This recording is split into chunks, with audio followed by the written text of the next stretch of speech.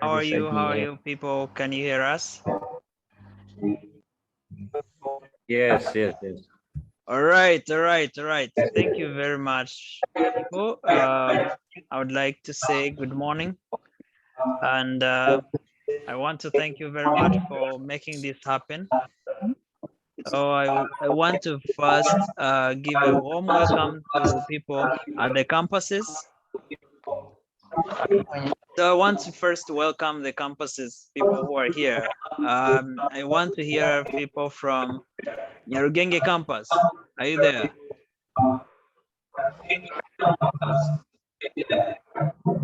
Nyarugenge campus, are you there?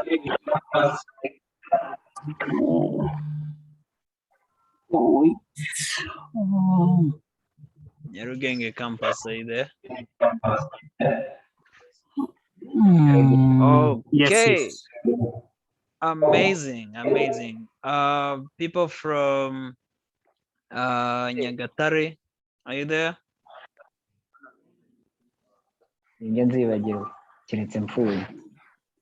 Gatari, we are there. All right, you're warm welcome, people from Nyagatare, people from Rusizi. Do you have people from Rusizi?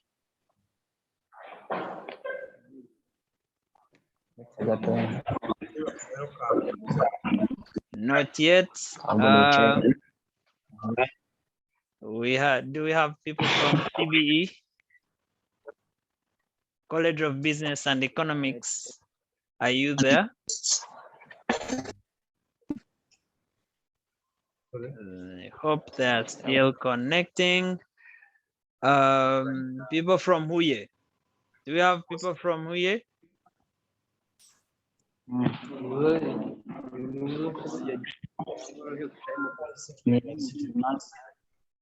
All right, so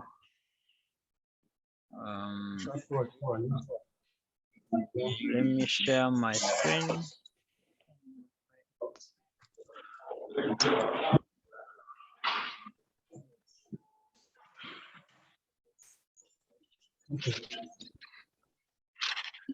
Sorry.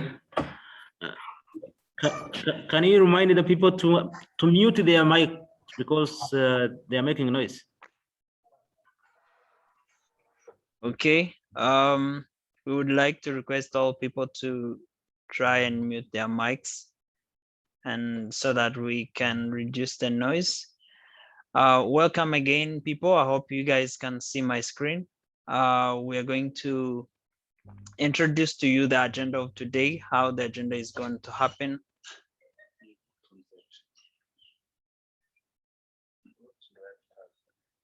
Okay, so now for the agenda we have today, we're supposed to start from 8:30 to 9, and with the morning check-in. So we're going to introduce the agenda and how it's going to happen. So the agenda of today, we will start with the opening remarks.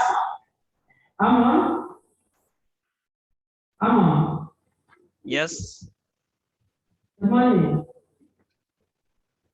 Here in the campus, we do not agree with us, and we are ready to follow the conference. I get that include all other campuses, but the Kosovo also students are ready to follow the event, and they are greeting you. They are greeting you. There are a number of around the 94 students that was already registered, but now. Okay, so now for the agenda of today, we will have to start with opening remarks, which will be delivered by the DVC SPA. And we will also have a keynote speech from the Director General of Youth Empowerment at the Ministry of Youth and Culture. So we'll have the bridge program launch, which will be a presentation that will be delivered by Amon, who is the speaker. And so we'll have also a panel discussion with all our partners and program partners who are helping us to implement this program, the Bridge program. And then we'll have a networking space where participants will connect with the partners. Of course, rebuilding from the panel discussion we'll have heard, and then we'll have a closing for the first day. So the second day we are going to we will have a day. It will be more of a skill up day, where like we'll receive different trainings and workshops from our speakers. So we'll have a personal branding workshop that will be delivered by Lead, and then we'll have a virtual platforms workshop that will be delivered by RDB. So we will have the 21st century keynote on the second day again, which will be delivered by the MD of Equity Bank, and then we will have breakout spaces for the labor market trends and then entrepreneurship, also trends that will be delivered by our partners. And then we will close by having a Kahoot competition, a game competition that will test the knowledge of participants about this program. And then we'll have closing remarks from Kiaga Elias, the student life experience specialist at the University of Rwanda. So that's how the agenda will go. I hope you guys are excited. Are you guys excited for today?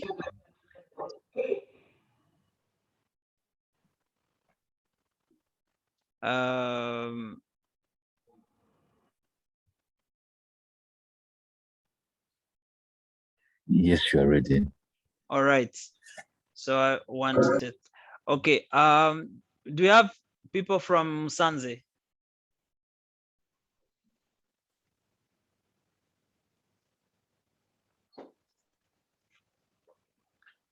Okay, so we are now going to, all right. So we're going now to wrap up and give a space for the DVC SPA to deliver his opening remarks. As we also start, let me check.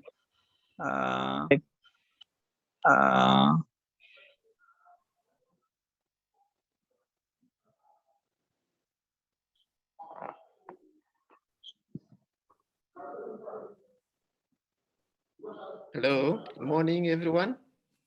Good morning, good morning. So am I given space? Yes, you have the floor, sir. Introducing? Yes. I thought you probably would do, because we are meeting virtually, I thought probably you would introduce some of the guests, especially those who are invited from outside university campuses. Yes, I will do that. Just that we have a representative from different organizations that are partnering with ISEC in Rwanda in the implementation of the Bridge program. We have Dana Umukundwa, who is representing Equity Bank. So, and she is the head of investment and social impact. And we have Lydia Ingabire, who is from RDB, the labor market matching specialist. And she's also representing RDB. We have Mutabazi Jean-Claude, who is an executive board member from LEAD. We also have the student union represented by the Vice Guild in charge of academics, Nwali Innocent from CST, who is representing the University of Rwanda Student Union body. We also have Karin Mugwaneza from BDF, who is in charge of marketing and operations, as she's also representing BDF during this space. And also we have our guest of honor, who is Tetelo Solange, the Director General at the Ministry of Youth and Culture. So these are the guests that we have. And so we will also have we will also have the Managing Director of Equity, Hannington Namara, who will be with us tomorrow during the keynote. Yeah. So thank you very much. Okay, thank you. I think that was very important to know our guests. So, dear guest of honor, the DG and representing the Honorable Minister of Youth, dear the partners, the various guests from the corporate industry, the UR staff, students, invited guests, all the protocol observed. On behalf of the University of Rwanda Vice Chancellor, indeed on my own behalf, first of all, wish to welcome you all at this virtual congregation that is here to witness the launch of ISEC Bridge program. I would start by saying that ISEC has been and is still one of the University of Rwanda valued partners whose contribution to the mission of University of Rwanda is greatly appreciated. We've been partnering with the ISEC since several years back. Personally, I've been working with the ISEC, I think, for more than 10 years, where we first, I think the first MOU was signed by the former School of the Finance and Banking, and that was an ISEC International. We hosted the interns, and through that engagement, it gave birth to ISEC Rwanda chapter. And thereafter, of course, it was rolled out to all our campuses and the colleges which were merged within the University of Rwanda. So you can see that we have the long history of working with the ISEC, and the services which it has been offering to our students are remarkable, and we believe they will continue to do so. The services of ISEC have been empowering our students and young generation at large in integrating life skills, employability skills, entrepreneurship, internship opportunities, to mention but a few.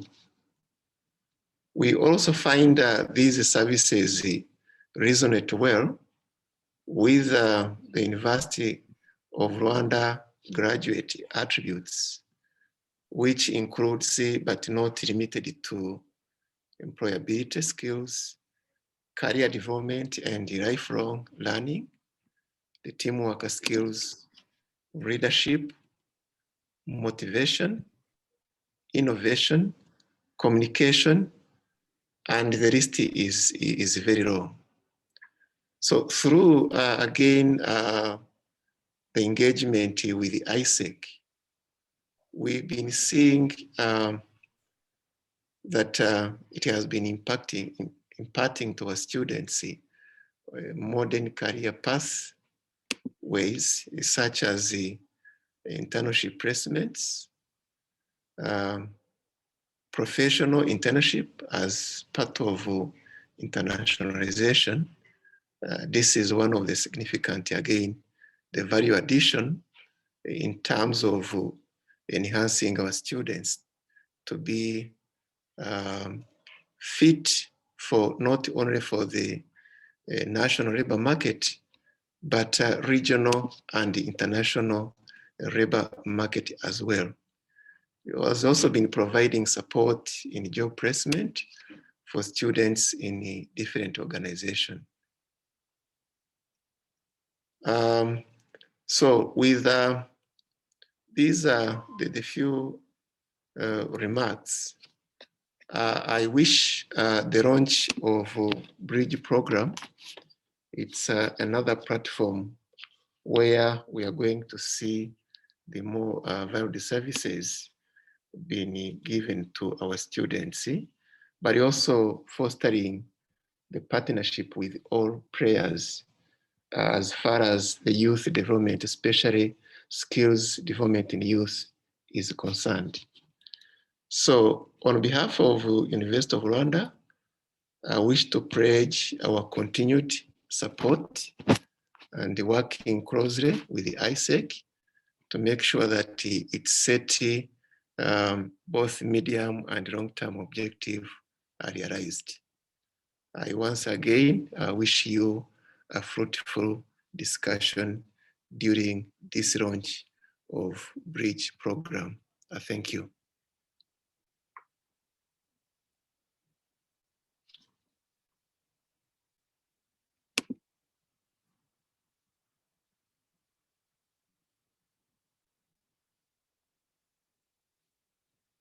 Hello.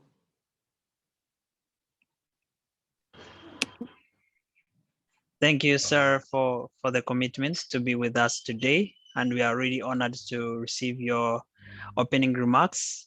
It gives us a lot of courage and to continue empowering students and contributing to the vision of the organization, and also develop leadership. So we thank you for the university, the support we have been receiving, and we assure of a continuous collaboration in that path to make sure that we all achieve what we envision together.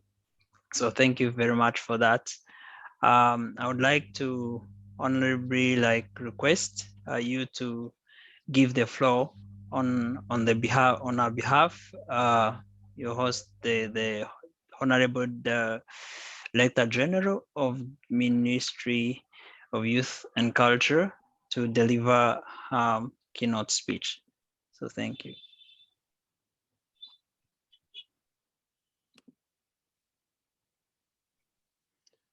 Okay, thank you once again. It's the ultimate pleasure to welcome Director General from the Ministry of Youth to deliver his the keynote speech.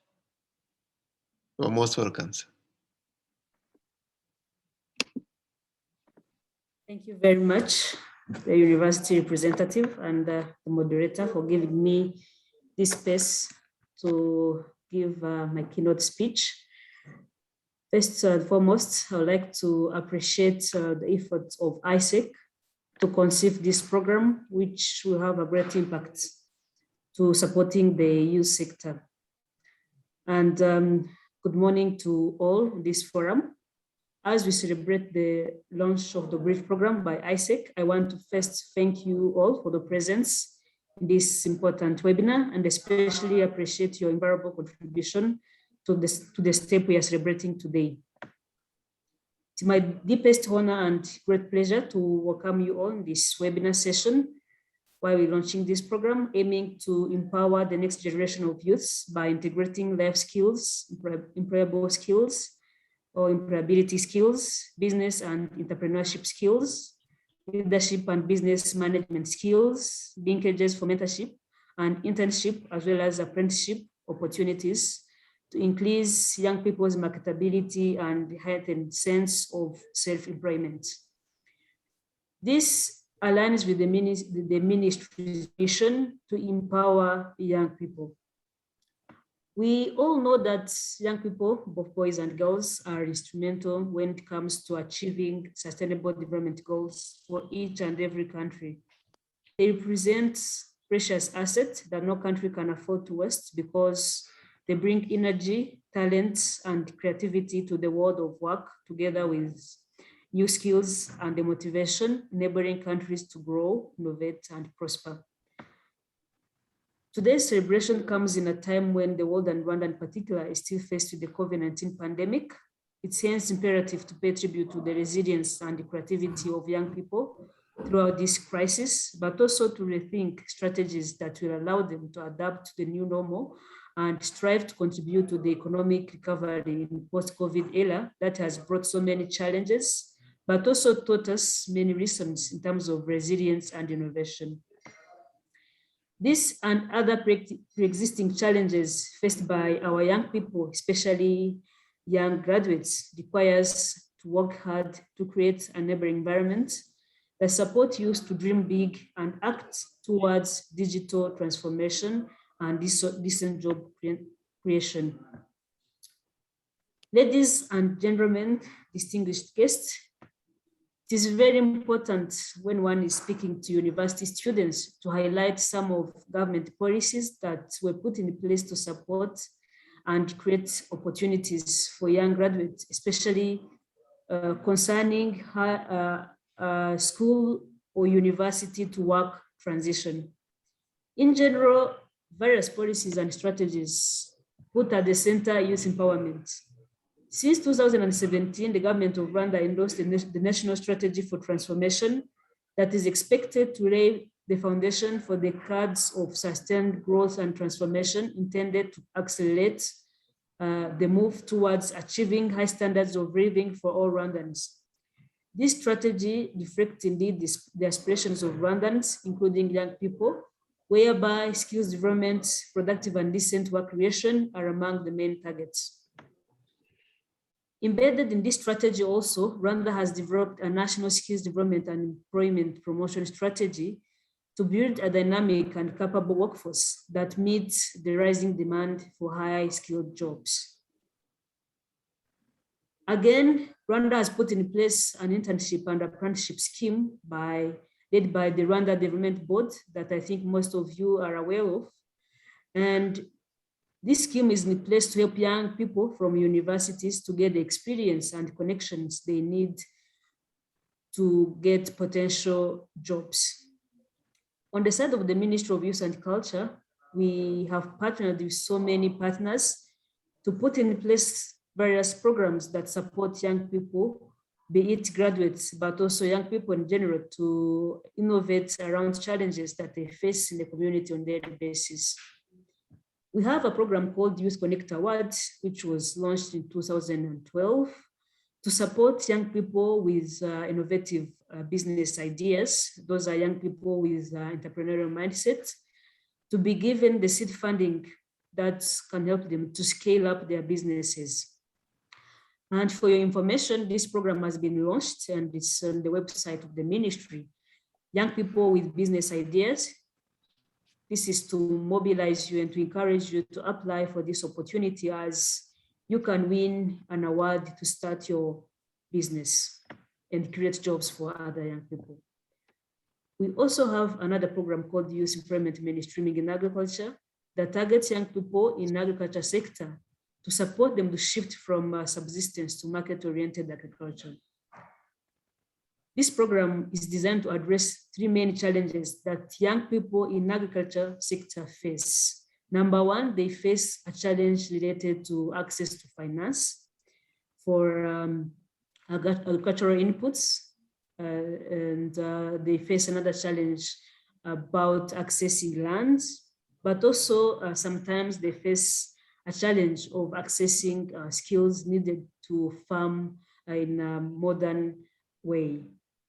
This program has supported around 1,200 young people, and they are offered land as well as subsidized toolkits, including irrigation systems, And this land is given to them freely, and also these tools are given to them freely for them to start cultivating for the bigger markets, for the international markets.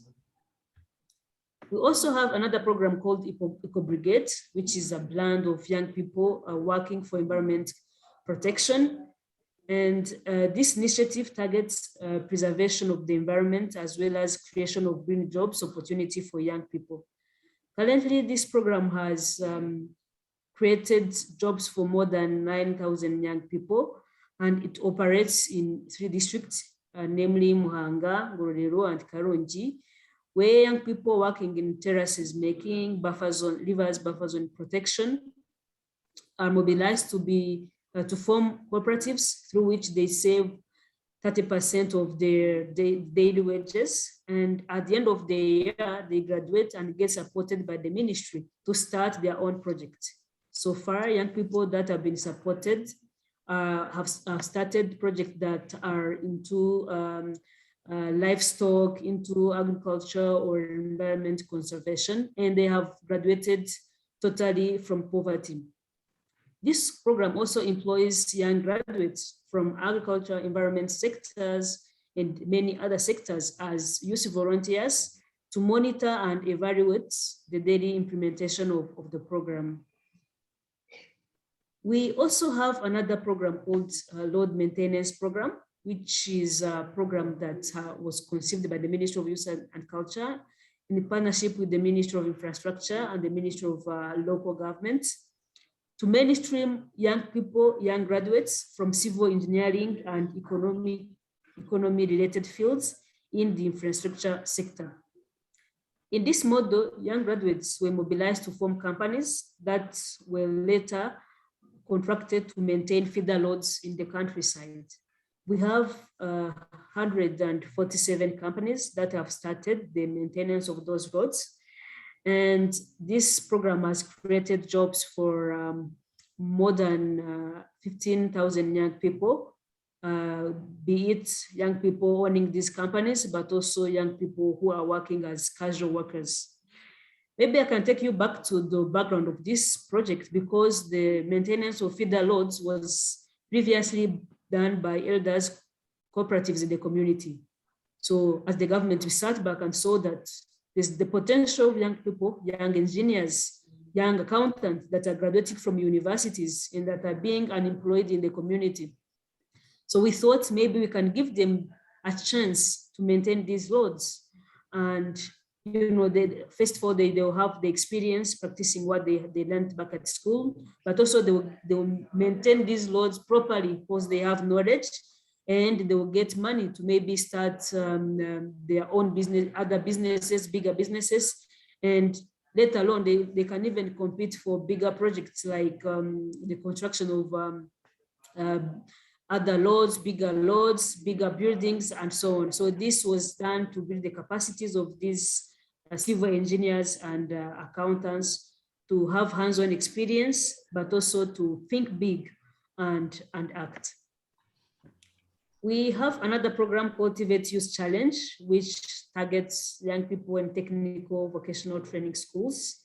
And it has for aim to instill in these young people while at school the entrepreneurial and innovative mindset. This program is done in a type of competition where young people with business ideas that solve problems in the community and are promisingly scalable are given the seed funding to put those projects into realization. Last year, we awarded for 2 young people, and this year we have started a competition that will award 72 young people. You can see that there's a lot of programs that are in place to support young people.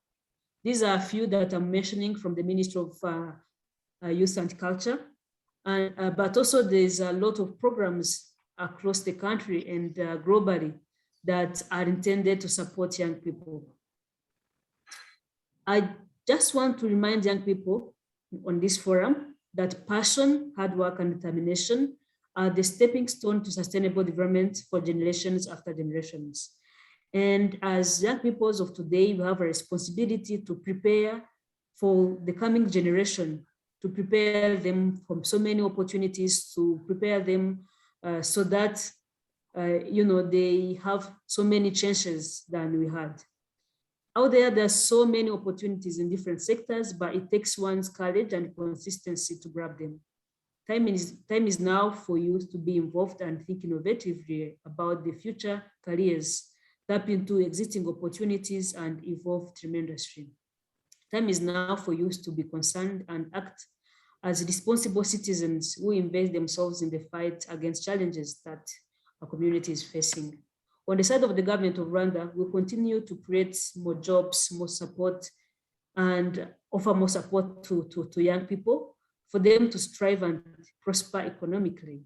We also continue to fight against unemployment among the youth by offering them opportunities, offering them skills that allow them to tap into opportunities existing on the job market. But we also continue to mobilize and motivate the youth to innovate around existing challenges and create jobs for themselves, but also for their peers. In conclusion, I would like to commend the efforts of ISEC to create these linkages between young people and opportunities, as well as for their dedication towards youth empowerment. I would also like to appreciate the university for the support they give to ISEC and other youth-led organizations for them to implement fruitfully their agenda. I thank you all and wish you a productive session.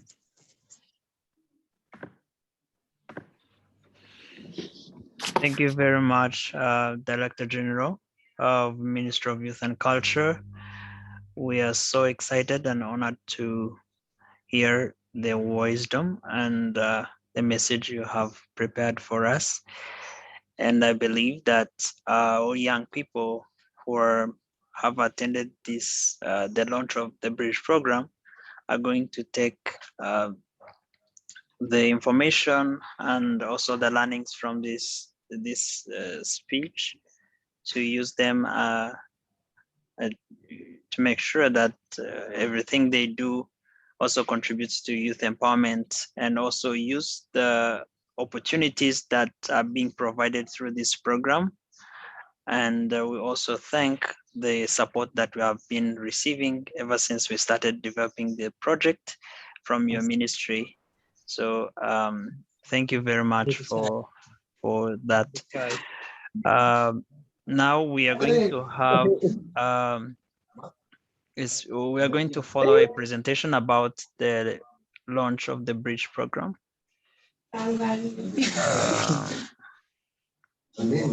Muracyanze turabakiriye murabyanga ntabwo ujya gufata. All right, so welcome again to this presentation. We are going to follow a presentation about the Bridge program launch. And so the first objective of this presentation is to understand the insights and the research findings from the youth engagement survey we conducted from over 1,100 young people from the University of Rwanda about the insights on the career development and what they think about what should be improved in order to more empower young people in their journey of defining their career pathways. So we are also going to understand the program launch, the concepts, the impact we want to make, and how we are also collaborating with all the partners to make this happen. So as we start, we conducted a research from more than 1,100 young people from all the University of Rwanda, and 87% of the university students were also filled the insights. 50.9% were final year students, and 99% are between the ages of 18 to 30 years. So 37% of these young people who shared the information, it was proved that they know about the future of work. That means more than 63% don't know about the future work. They don't have any idea about the future of work. 58% were found to be interested into entrepreneurship, and 42% into employability skills related to applying for jobs, writing like CV letters, cover letters, and all the likes, and applying for jobs. So now 69% of these young people lack networking. They lack networking as their main challenge faced. And also,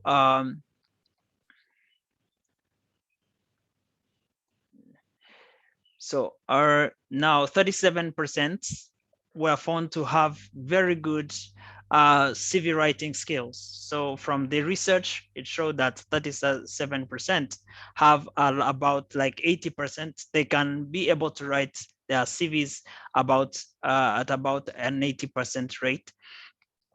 And then we also have, sorry, wait. Okay. Okay, so the result, all right. Wait, I have some technical issue. Okay, so wait, give me a sec.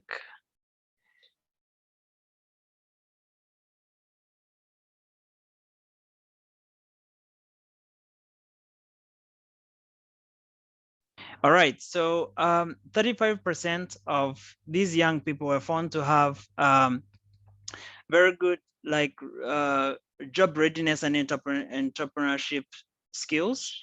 And then, so this are some of the findings that we found from the report. Right.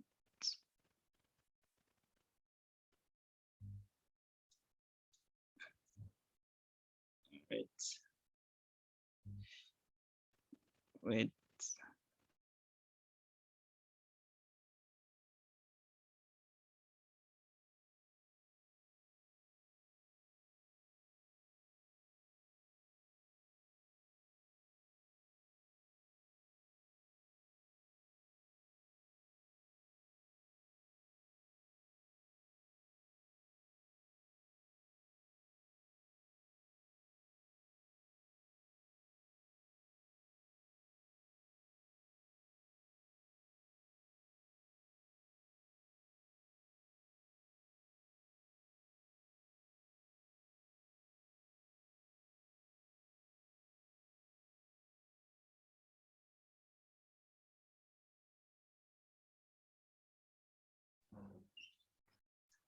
Okay, so now we proceed. 69% of these young people high lack networking, as I said before, and so some of the insight. Okay, so 65% of young people were found to they highly lack funding. They have, yes, the skills of entrepreneurship, but they lack funding. 48 from the research we had, it found like 48% of these young people, they have project ideas, that they already have ideas at hand, and also like, but 39% have like projects ready for implementation. Only 12% of these young people were found to they didn't have any they don't have any idea, but they are willing to pursue their career. Okay, so now from the recommendation of young people, what they think they want to have, it was found that young people want to pursue, like they need networking skills. They recommended that networking skills could be enforced. Skills training, they need skills training. They need us to create for them job creation opportunities, partner with companies, NGOs, government institutions to make sure that they are veiled with opportunities, and also they are supported in their career pathways. And also they were also recommending that organizations could release of the burden of hiring people with experience, and then give them opportunity to learn. So all this now gave us an idea on why we need to bridge the skills gap of young people at the labor market. We need to connect young people to employers, which is the essence of the bridge. So the bridge is an annual program that seeks to empower university students who are transitioning into university, from the university into the workforce, to make sure that they are ready, they have both employable and job readiness skills that enable them to be competent at the labor market. So every year you find like students graduate from the university, they join the labor market, but only less than like 30% or 40%, you find that ready to compete at the labor market or get jobs or even land professional internships, which showed us that we need to really build the capacity of university students transitioning into workforce to make sure that they are ready, at least support them in redefining their career pathways. And that's the essence of the bridge. So it's because we find like it causes a lot of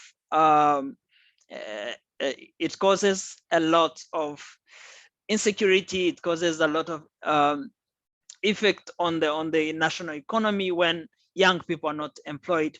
And then this bridge program seeks to create that solution and also empower the young people in the country to make sure that the heightened sense of self-employment is increased and they are also competent at the labor market. So how do we plan to do that? First of all, we have the Career Information Day, which is, it has 6 elements. The program in itself has 6 elements. And the first element of the program is called the Career Information Day, which we are experiencing today. So the purpose of this day was to, first of all, present data about youth insights, the insights from young people, what they understand, what they think about their career development and what should be improved. And also like build the capacity of young people to fit into the future of work, understand the future of work, the skills that are needed, and be able to cope up with the changing world. 3, we also wanted to make sure that we raise awareness about the bridge program, since young people across from all campuses of the University of Rwanda registered to participate, especially the final students who are going to start the career development trainings. So this space seeks to provide them information on what should be improved, on how the program is going to be the program is going to be implemented, and all information about it. So the second element is the career development trainings. A career development training is a 3-month intensive training on employability and job creation skills. So it has 2 tracks. It has a track of employability that focuses on job readiness skills like CV writing, writing cover letters, applying for jobs, and all the knowledge that a young person would need to apply and fit into the job market, and also create jobs. So after that, we create a CV database for all young people who have passed through the bridge program, so that we can place them to companies, and also create opportunity for young people with projects and ideas to pitch them, and also be able to create a project booklet and enable us to help them, like connect them with financial enablers who would be able to support them. Thirdly, now that we have a space of skills development trainees through the bridge, they will now have a space to pitch their projects.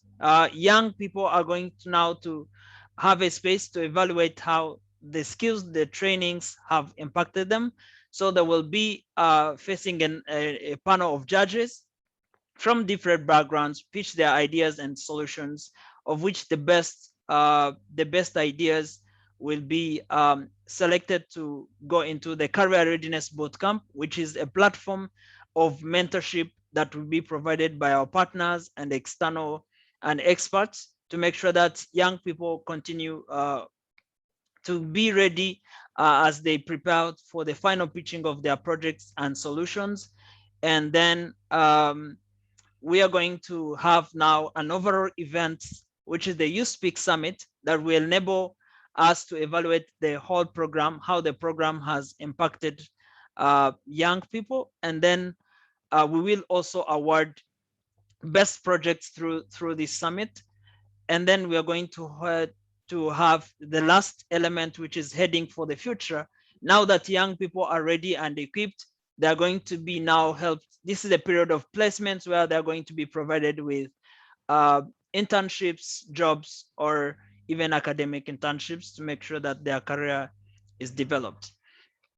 Yeah, so that's it.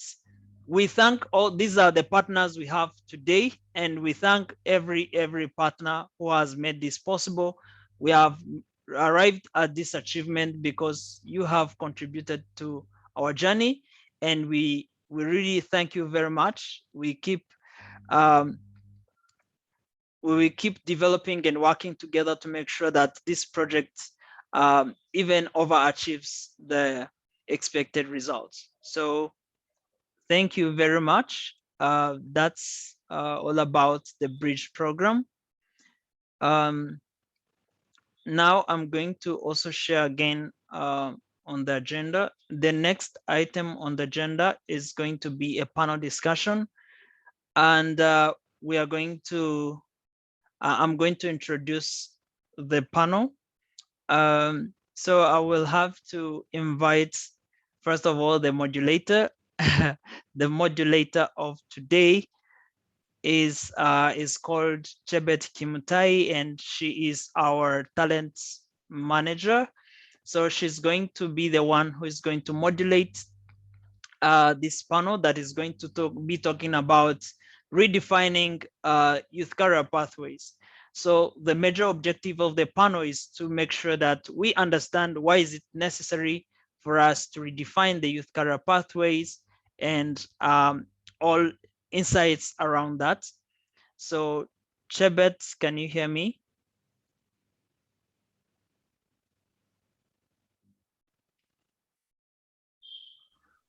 Hello, Chebet. Hello, yes, I can hear you. Just a moment, then I can take over. Okay, so you can take the floor.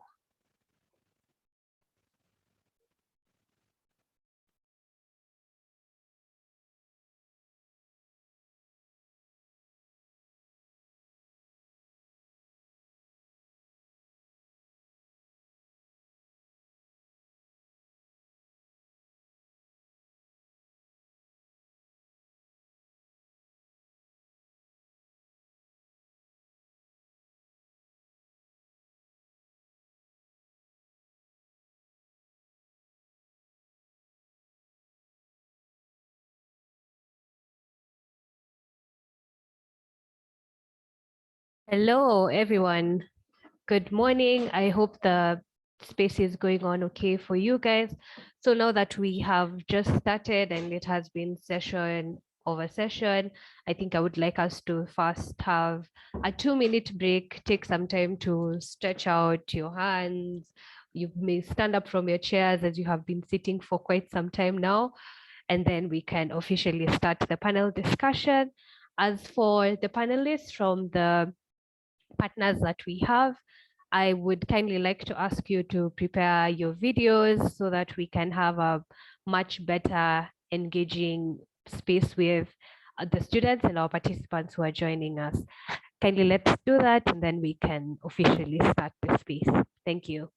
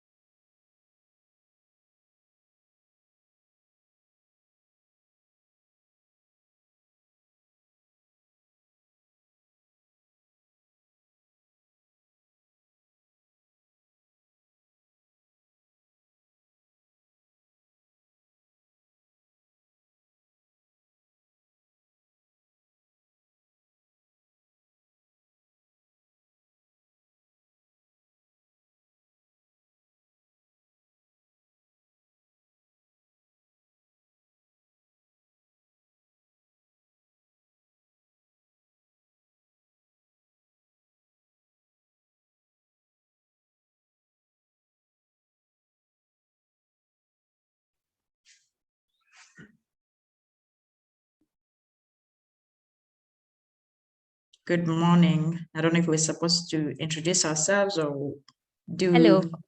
Hello. Okay, good morning. I was actually waiting for, I've been checking to ensure that all the partners get on their videos, and then I can officially start. So we have, oh, thank you, RTP. Leads, we're waiting for lead and BDF, equity as well. Then I can officially start. I hope you can all hear me. For the representatives at the campus, maybe you can set the screen in such a way that all the participants can be able to see our speakers from where you are. Thank you so much for your cooperation. I think we can start now. 5 years ago, if you told me I'd be sitting in Kigali, in Rwanda, moderating a space and actually participating in such a program, I'd have told you that I would not have imagined that in my wildest dreams. And it is because of being a young person and being set in this world right now where there's a disconnect, or we can say the supply of labor and the demand for it, there's quite an imbalance. And for me, as a Kenyan right now, a young Kenyan, I needed to, set out and come abroad to try to build my skills in order to stand out and achieve the dreams that I'd set for myself and what I wanted to achieve. And that is why I'm sitting here with you today. My name is Chabet Kimutai. I am the head of talent management and organizational development in ISEC in Rwanda. And we are going to have a space today to talk about redefining youth career pathways. And when we talk about redefining youth career pathways, we understand that the transition from university to the job market has changed over time. And it is important for us to gather today, having the unemployment problem, and we have gotten to get insights from the survey that was launched to the youth, as Amon has presented, about how young people feel or what they think are the prerequisites of getting into this job market. And there's definitely on the side of the employers, how they see these things and how they're also contributing to solving this unemployment problem. And with me here today are some of our partners and also panelists who I'm going to introduce to you, and that will be the conversation that we will be having throughout the day. So during this space, I would like to encourage the participants to get comfortable. If you have a bottle of water next to you, that would be really nice. Be attentive and jot down any questions that you're going to have. You'll be guided in the WhatsApp groups, in the participant WhatsApp groups, how you can be able to ask questions as we go on with the space. I hope everything is clear now. All right, thank you. So in our panel, we have a representative from RDB. Her name is Lydia Ingabire. She is she works in the Chief Skills Office. We also have a representative from BDF, and her name is Karine Gweneza, an executive board member from LEAD. His name is Jean-Claude Mutabazi. And from Equity, we have Hannington Namara, that is from the partnership side. And it was important for us to also have a representative from ISEC, who is a young person, and that is none other than our country director, Maliki Owase. Before we go any further into the questions and delving into the topic of the day, I would like us to get to hear from our partners a very, very light question. As you were growing up, what was your dream career? And did you actually get to achieve that? I would like to start with Lydia from RDB.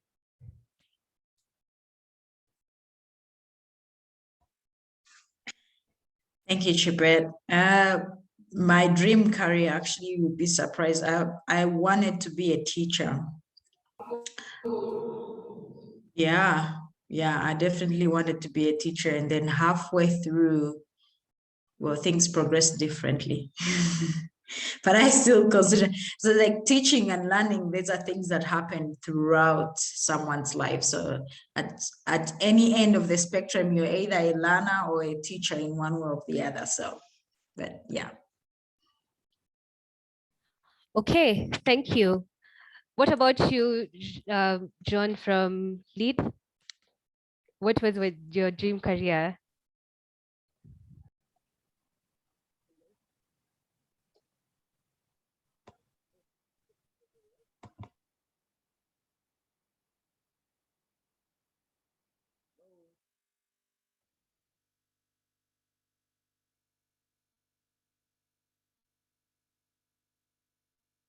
Hello, can you hear me? Hello, I'm not sure I'm the only one who can't hear you so well. Probably you could work on your speaking device. Hello, can you hear me now? We still can't hear you. Hello. Hello. Okay, I think I'll give you some time to sort that out, then I'll get back to you. A slight correction from the side of equity, we have Diana representing equity. If you could please turn on your video, that would be great. But we'd also like to hear from you. What was your dream career path?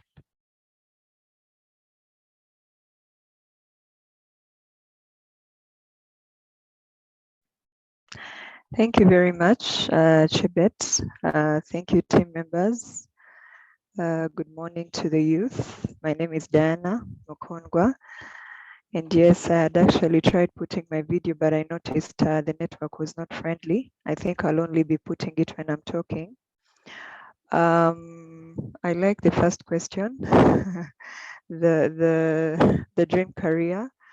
I'd always dreamed to be a doctor, I guess because we always went to see doctors when we were young, and yeah, when you're sick and all that. So I always wanted to be a doctor.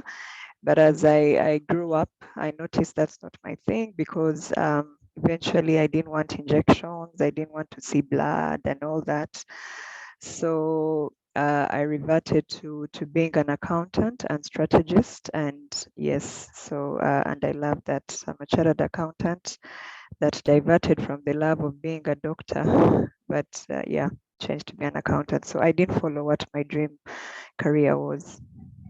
Thank you. Thank you so much for sharing that with us. I'm sure there are people on the audience who also are probably pursuing the careers that you've mentioned, and they might have similar interests to yours or different. And I hope there are people who are getting represented. So far, we have two careers, that's teaching and doctors, quite extinct careers. That is what I can say so far. Karine, what would you like to say about this discussion? Thank you. For the first question, all I can say is that I had three things in mind. I wanted to be either a lawyer or a doctor or to work for a bank. All that because of their uniforms. I could see a lawyer and feel like, wow, they're impressive. I would like to be a lawyer too. I could see a doctor and also feel impressive and want to be a doctor. But when I had to go to the university, I had to make a choice then. That's when I started thinking seriously about what I wanted to do, and then realized that I could not be a doctor, definitely because of the 7 years that they have to study. I was feeling like, oh no, I cannot spend all those years being at school. And then when I looked at the lawyer, that's when I realized that to become a lawyer, you have to defend either a victim or an innocent person. And I was definitely like, no, I cannot defend a victim. Therefore, I cannot do law. Then I ended up doing business management. And lucky enough, I was able to work to fulfill one of my dreams, which was to work for a bank. And that one was also because my mom used to work for a bank, and I could see how people at the bank used to dress up smartly. And I was like, great, I'm going to be a banker and I'm going to dress smartly like those people used to see. So I ended up working for BCR at that time, and then I continued in the financial sector. Thank you. Thank you so much for your contribution. I think I mostly relate to your story because I have not had one desire throughout my life journey. There's at some point I wanted to be a pilot. There's a time I wanted to be a president.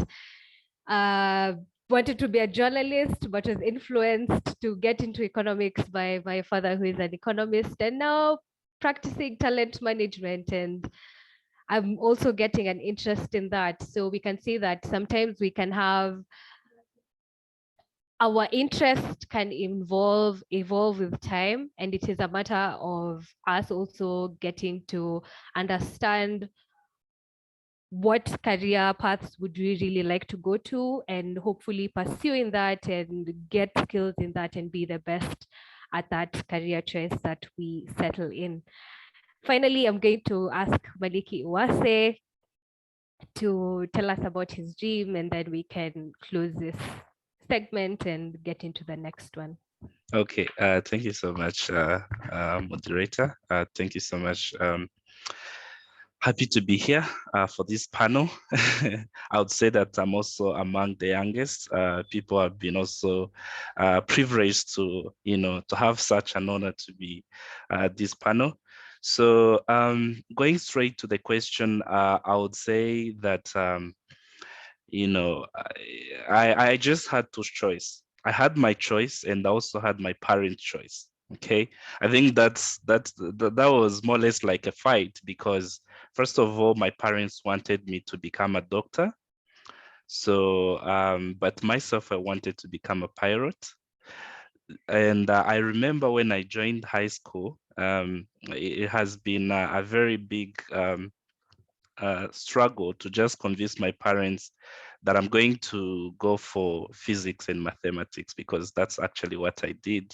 Because I knew that if I continue with physics and mathematics, eventually I might go for piloting. But then for them, they wanted me to go for biology, chemistry, things like that, that will even prepare me to be to be a doctor. So yeah, basically I would say that yes, I dreamed to be a pilot, but then my parents wanted me to go for become a doctor. So yeah, so basically that was it with my career choice on my side, but also for the parent side. Yeah. Okay, thank you so much for that, Maliki. I think I would like to put a disclaimer that we are only very few panelists, and if you have not had your career choice being mentioned, we're not invalidating that career choice. We're just few representatives and those who are dreams. I would say that probably next time we'd have someone in the panel who is in arts, and they can tell us about their dream to become an artist. But what I can conclude this conversation is that everyone wants to be somebody, and there's that title. So you need to also start thinking about it. And we're going to delve into this conversation a bit more.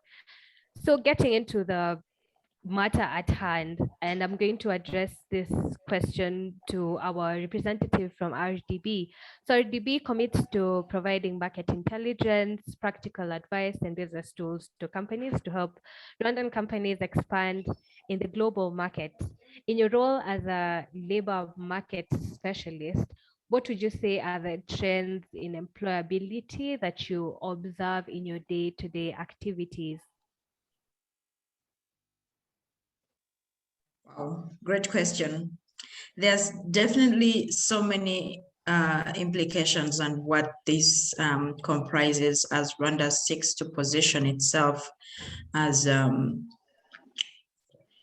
attractive place investment for global people. And Rwanda is so determined, given that our biggest resource is the human resource. So it's very evident that we emphasize that our people be skilled and know what the trending skills are, and they keep up to pace. So what to say on that is, like, as a student as a student, when you're taking on your studies, you're not doing that just only to be competitive with your fellow students. You're competing at a global scale. You're competing with someone who is going to bring in their business from all the way Singapore, and is looking for someone who is as competent as their home country. So that's why it's important.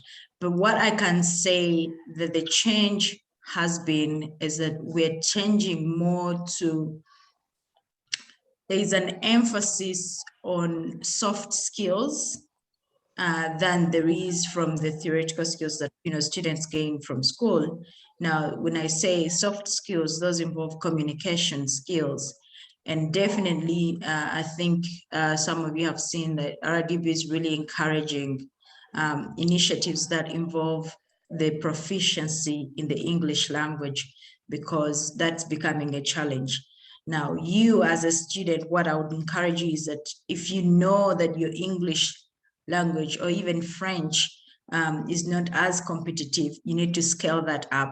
There are some skills that aren't necessarily provided in the classroom environment, that, however, as a student or as a graduate, you're expected to have for you to stand a chance and be competitive at the labor market. So communication is a great skill, because again, with your ideas, you have to have a way of communicating them, market them, so that someone sees them as attractive and you are thought of someone relevant, someone bringing value to the company.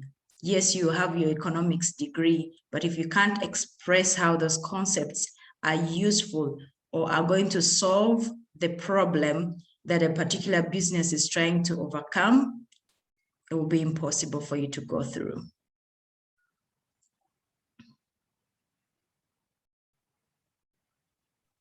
All right, thank you so much for that response. I think just to summarize what you said is that for students, you need to put in mind or keep in mind that you're not only competing at the Rwandan level, but also the global scale. So you need to identify the soft skills, some of which she has mentioned, one of them being communication skills, and work on yourself to improve this so that you can be able to compete on a global level and not just in the Rwandan market.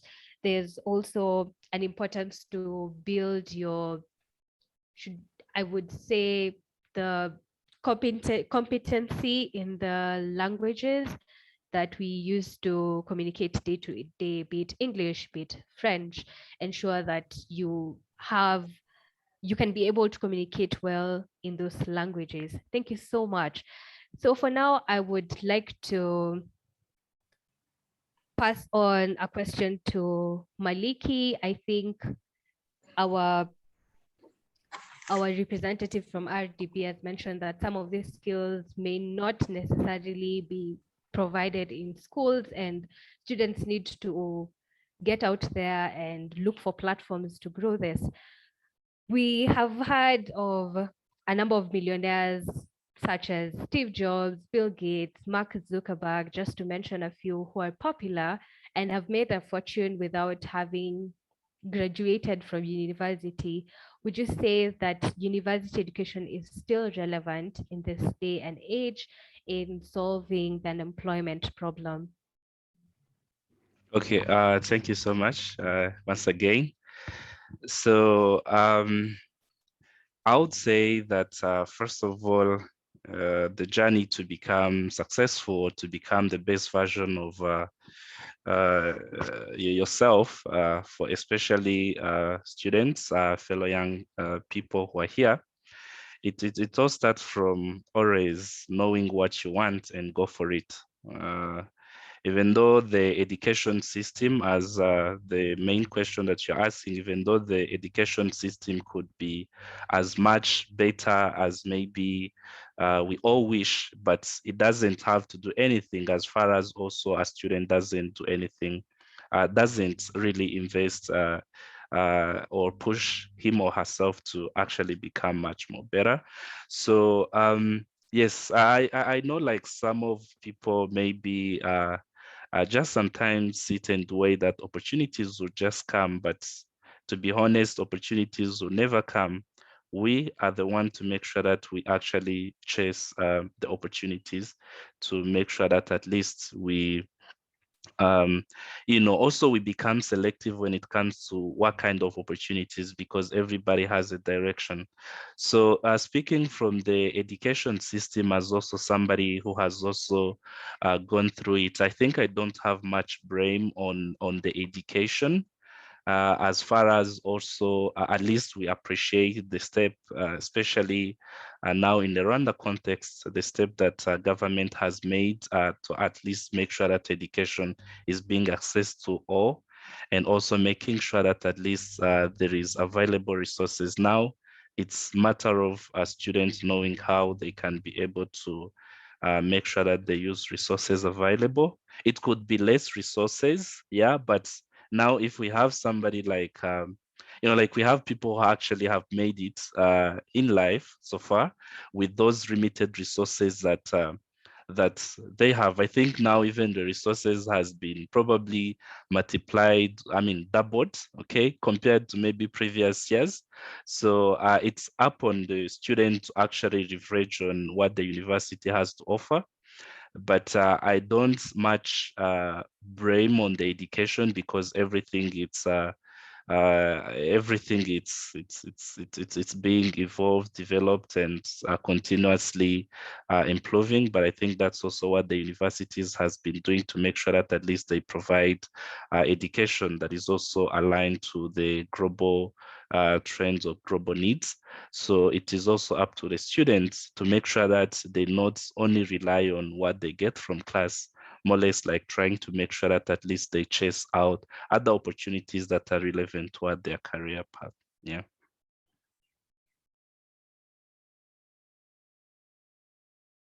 Thank you, Maliki. There's a quote that my dad usually uses to encourage me. He says that education is not preparation to life, but it is life in itself, which simply means that, or in this context, how I would say it's important, as you've said, university education is quite important and still very relevant.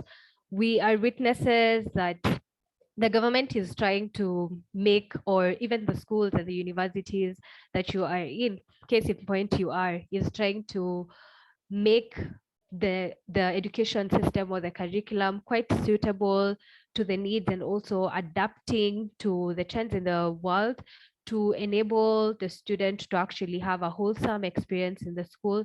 But there's also need for you as an individual to be proactive and to leverage on the resources given to you. I think there are so many government-sponsored students, which was something that was not present in the past years, and you need to leverage on these opportunities in order to be successful in the career pathway that you're going to undertake. Thank you so much for that clarification. I hope that audience, you're taking down notes and still noting down your questions as we go on. I would like to ask our representative from LEAD whether they can try speaking again so that we can get to hear from them if possible. Hello, Mr. Mutabazi. Can you hear us?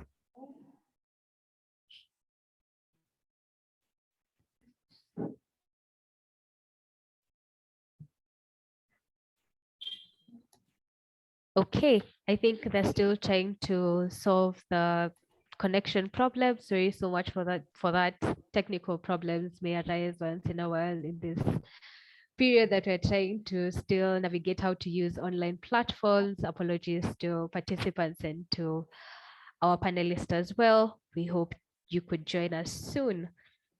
Okay, so to Karin, now that we're still in this conversation of universities and the university, whether the university program is relevant in this day and age, there's also a concern that there are many graduates coming out of university every single year, and some of them may not necessarily be interested in entrepreneurship, because I'm aware that there's also the need to be self-independent and be your own boss. I think it is what is really being sold now in the internet and various platforms.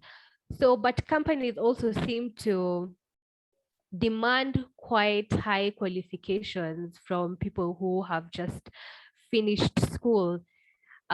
You're an undergraduate going for internship and you're being asked to have a 2-year experience that is a prerequisite for you to qualify for that job. What do you think, from your opinion and your experience, what do you think university students need to do in order to prepare themselves for these prerequisites that may be demanded for in the job market? Thank you, moderator. I'm going to repeat the question to make sure if I understood well. So what you're asking is what the university can do for the students to get that experience in order to get a job. Is that the question? The question is, what would you advise the students to do in order to prepare themselves for this transition from being a student in the university and getting into the job market? Okay, let me try to answer it because I'm not sure if I have the exact response to that question. But I think what they can do is to try and get some internship here and there. And I also thank the Bridge for this, or ISEC for this initiative, because it will help them network with those who have companies or those who are heading some companies and be able to find out to get some internship somewhere so that they can get to know how things are done at the job market and get to get some experience. It's gonna be hard because saying if they need people with 2 years experience or 3 years experience, it needs that you need a job. So there are some people who get jobs while they are studying, and that can help because when they have a job, they get some experience and it's easy for them to sell themselves when they finish. But if they don't, they will have to look for it. Otherwise, what I can say, it's for those who have ideas for entrepreneurship. For those who have ideas for entrepreneurship, I must first of all congratulate the universities because they are doing a great job. Looking at the data that has been presented, so many people now are thinking about entrepreneurship. Some have even ideas in mind, others have even projects to be implemented. I was impressed to see that. So for those ones, what I can say is to really dig deep, do some research, get to learn about the kind of project they are doing, what is required, get to know if they need to work with financial institutions, which one they should work with, what are their requirements, what is needed for them to be able to get finance from those financial institutions. There are even some who said they lack funding. Okay, I would say I'm not trying to market BDF, but I'm going to talk a little bit about it. BDF has been put in place to assist those startups or even SMEs to implement their project or even how can I say that? If they want to I'm missing the words, for the existing ones, if they want to expand their projects, BDF is also there to help them. So those who have ideas can seek for more information about the available opportunities that are in the country that they can benefit from. So BDF is one of them. They can approach the nearest branch to be able to know what are the services of BDF, which service can help them.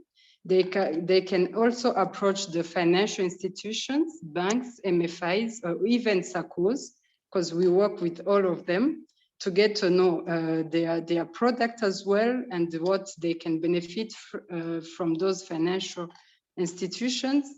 Also, what the requirements are for them to start looking for those requirements in advance so that when they decide to implement their projects, they are ready with everything. So for those who have ideas for entrepreneurship, I would suggest that they think deep, they do some research, they look at the market, they look at the competitors to be able to have enough information about what they are going to do. And if possible, look at what is happening in other countries so that they get to learn what they can offer differently from those who are already in Rwanda, for example, because that's what will help them sell themselves.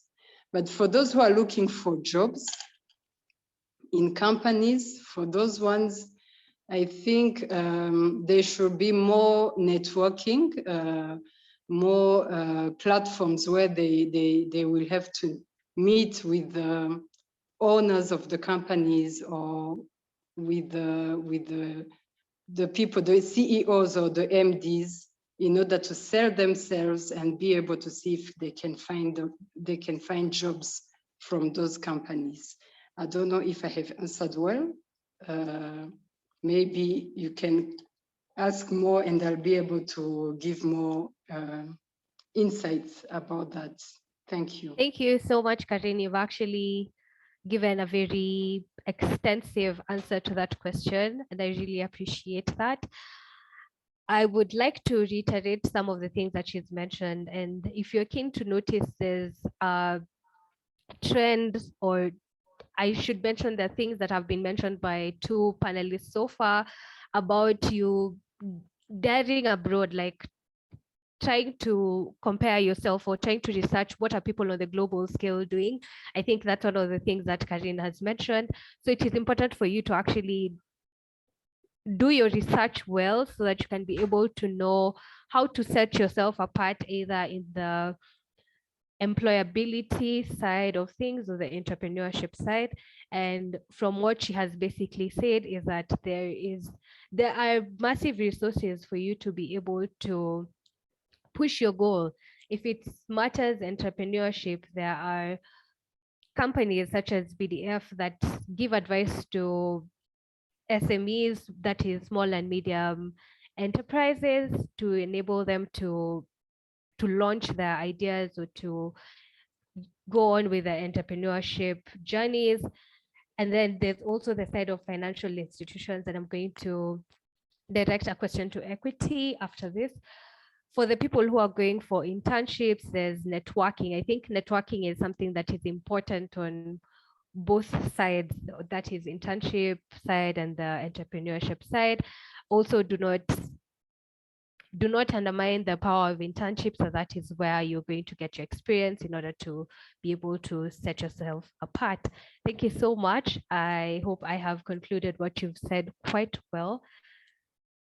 And moving on, I would like to ask our representative from Equity, who is Diana. This was a concern that I actually got from one of our students who are part of this program.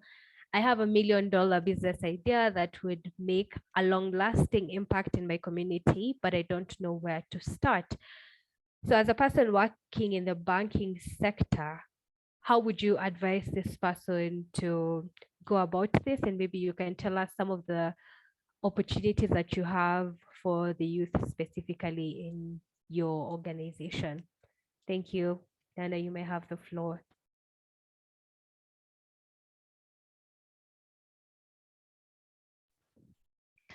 Thank you very much. That's a very interesting question. I'd actually want to know the person who really asked it, because they might be having a really good opportunity that they would actually want to start, which is actually a very good point to start. So I want to appreciate them, because having a $1 million idea is the first step, because usually it's all about mindset and that entrepreneurial spirit. So I'll take it in two ways.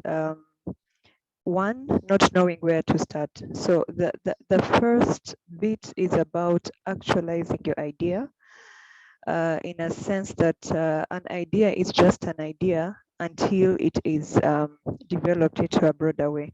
And that broader way is vast. There are ways of probably doing research on exactly what you want to do, because most of the time you're not, usually it's someone else has done it all over the world.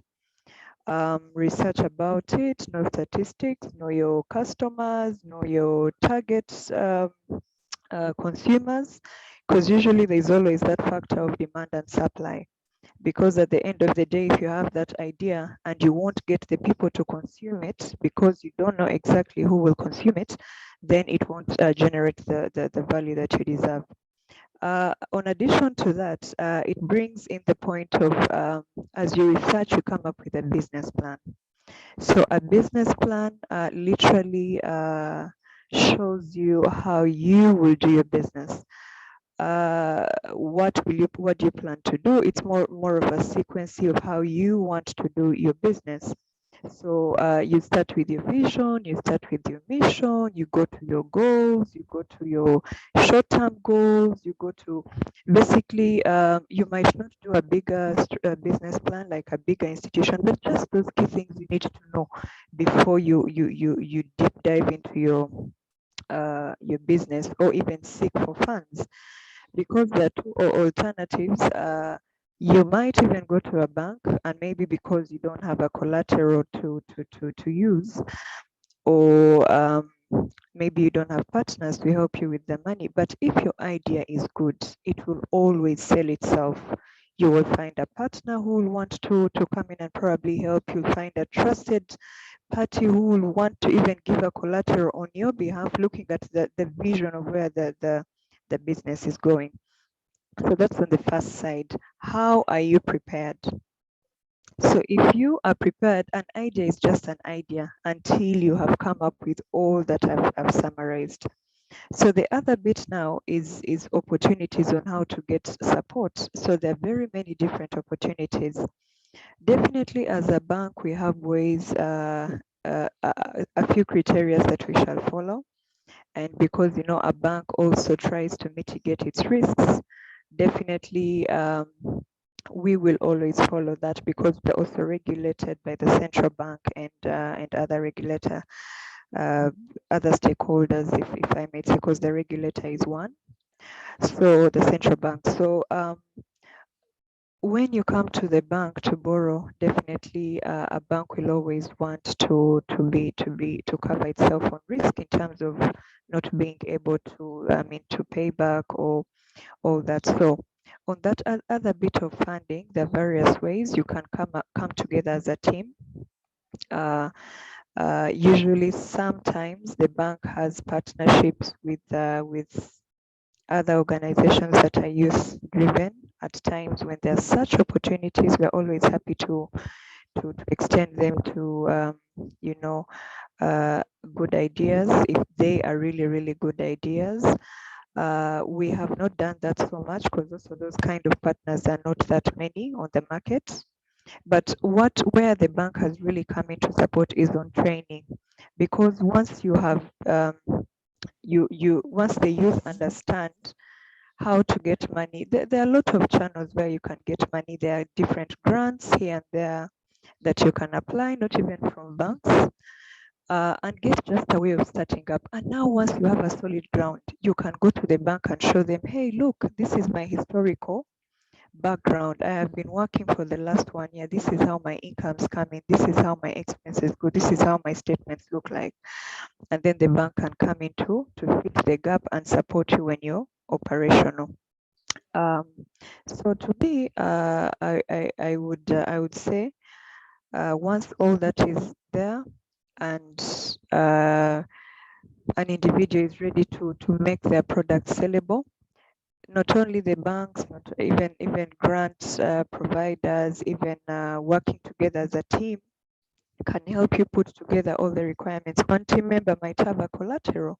The other team member might be the CEO to, drive this. And once the program, the product or the business is sold to the bank and it's a viable one, the bank will definitely finance. And one thing that I've seen that most institutions do is that at least for women and the youth, they're usually open doors for negotiations on rates. And that I would say for most of the banks in the market, which is also a good thing that that works for the youth. So in a nutshell, this $1 million business would require to go through that, and definitely the banks will always look out to also be mitigated, although we also want to support the youth. But once we have youth of that sort that have that $1 million business idea, please look out for me and we discuss and we see how to go about it. So thank you very much, Yvette. Over to you. And I hope probably I've tackled it. And if there's any other question, I'm happy to answer. Thank you so much, Dan. I think the question was actually answered quite well. Thank you for helping me refresh the knowledge I learned in my entrepreneurship skills class. Still learning more from you. I think just to reiterate what she's mentioned, you need to do a lot of research.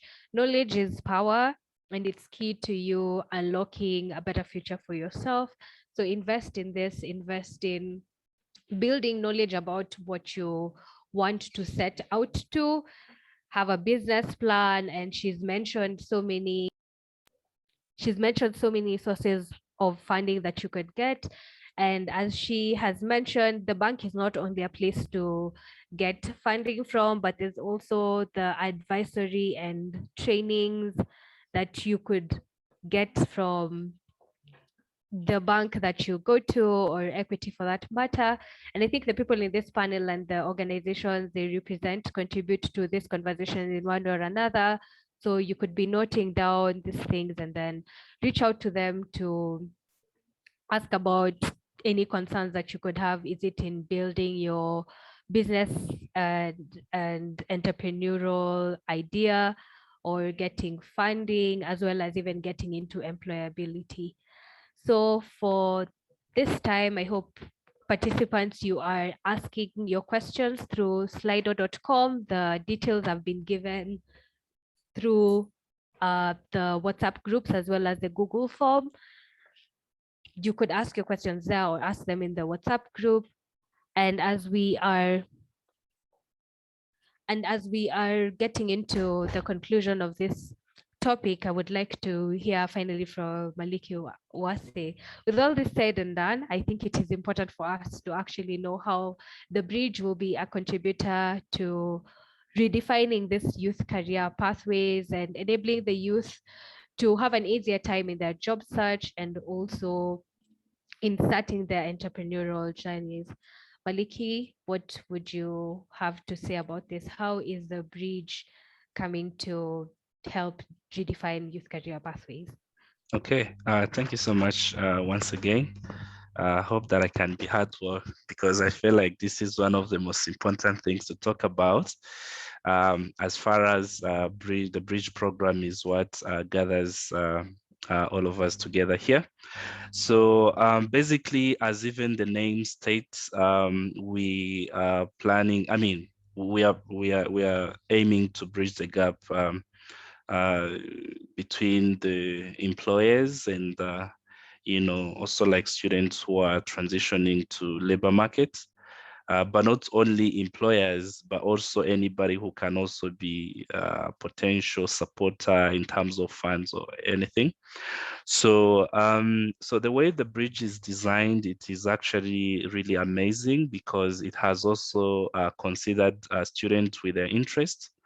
recognizing that in the workforce, normally there are some people who want to, who are job seekers, but there's also some people who want to create their own businesses. So basically, even the bridge program also, it is well aligned with that by making sure that at least we have two different tracks or two different categories of students who wants to pursue their career into entrepreneurship, but also other students who wants to pursue their career as an employee of different companies or organizations. So within Bridge program, of course, we have our major target is going to be on the students who are soon to graduate, especially for career development training that we are soon to offer. So career development training is going to be divided. It's going to be 3 months intense training where some students are going to be trained on entrepreneurship, and others are going to be trained on employability. More or less like trying to prepare you as somebody who's soon transition to the labor market by giving you at least soft skills, tools, and also right opportunities that can eventually transform or, you know, help you get or secure your dream career. So basically, that's what is going to be about. So we believe that I think training is not just enough. That's why we have also been able to collaborate with different partners, just like to assure that it's not only about supporting in terms of capacity building, but also making sure that at least whoever can be able to graduate from this program, for the best businesses, we can support when it comes to fundraising so that they can be able to get the starting capital, but as well as making sure that, because money is not only enough, but also making sure that these born businesses from this program should also be able to be mentored. But also for the employability, we're also not only aiming to provide to bridge that gap, that skills gap, only just like that, but also more or less like trying to work on the feedback from different employers to actually prepare you students to be ready for the market. But not only that, but also making sure that at least we can be able to secure some of the slots for you in form of internship, whether professional internship or any form of internship, but also making sure that at least we can be able to get for you some entry job placement. So basically, that's what the program is all about. That's also how we foresee this program contributing to the career development of students, particularly students who are transitioning to the workforce. But as I'm now talking about people who are soon to graduate, so maybe some students who are probably in year one who's together with us here, even though they are not a lot, they might be asking themselves, how about us? So especially for career development training, it's going to be for final year students, but then there is also other different elements that students, other students from different levels can also be able to benefit, which is one of this one. You know, there is so many activities planned for career, for this launch of the program in form of capacity building, in form of networking, and so many ways. But we're also having some other elements like career fair, you know, that also students can also be benefiting. Also, during the career development training, we are also planning to be having like a guest speaker who would be not only talking to people who are under trainings, but also for the rest of the students, especially from University, particularly from University of Rwanda. So that's also an opportunity for University of Rwanda students, just like to network, getting to learn from those professionals, getting to connect, yeah, in so many ways. So basically, that's a brief overview about the program. And for further communication and understanding, I think we'll do as much as possible to just like make sure that everybody really understands about the program and also what is in there for them. So thank you so much.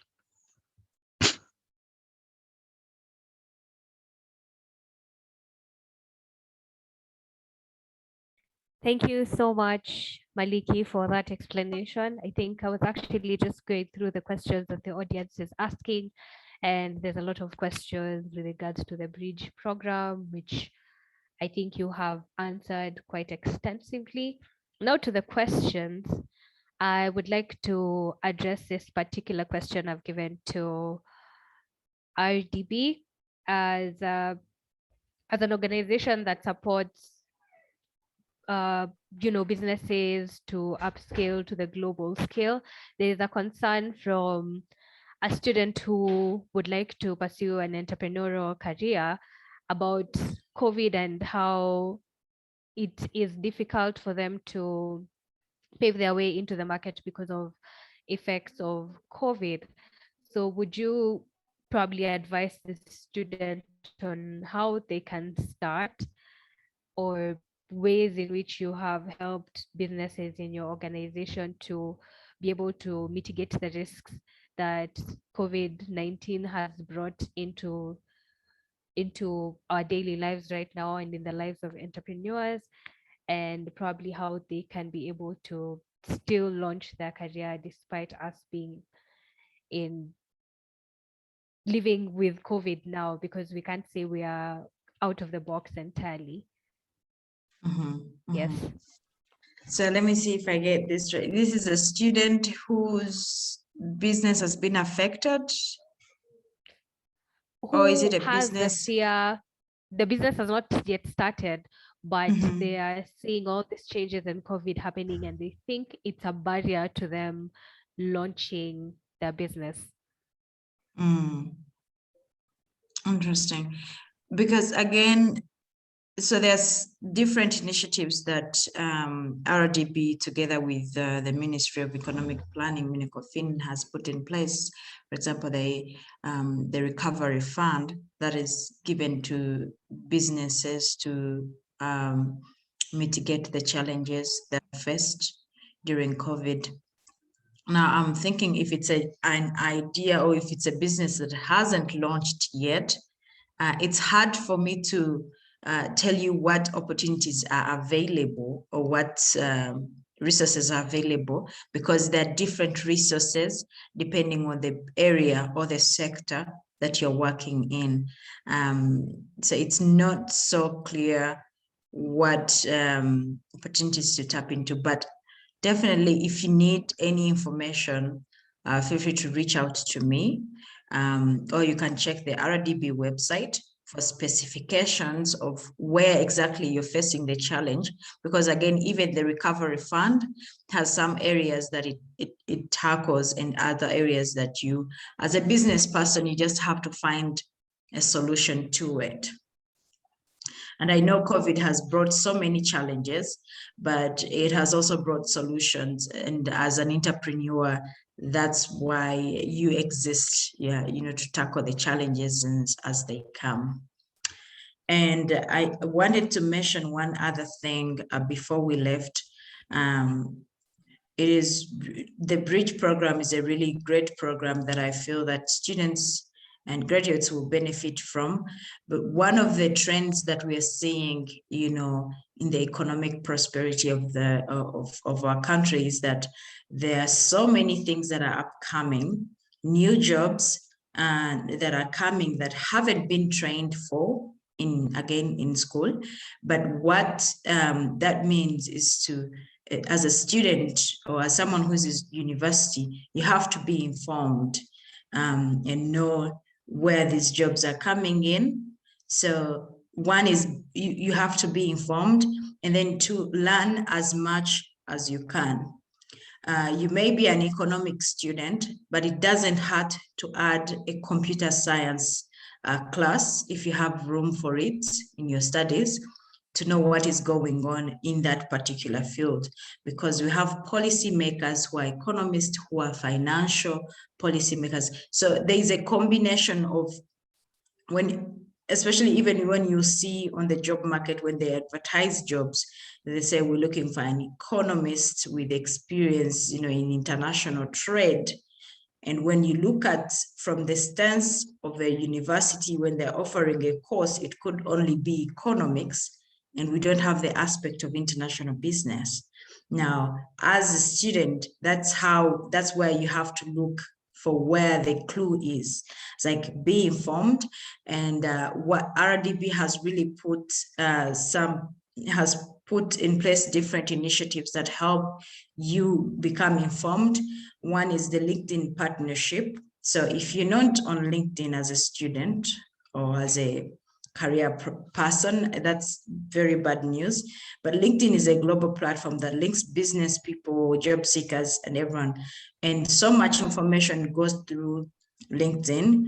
And it's also one way of you as someone who's looking for opportunities and information to see the information and to be visible.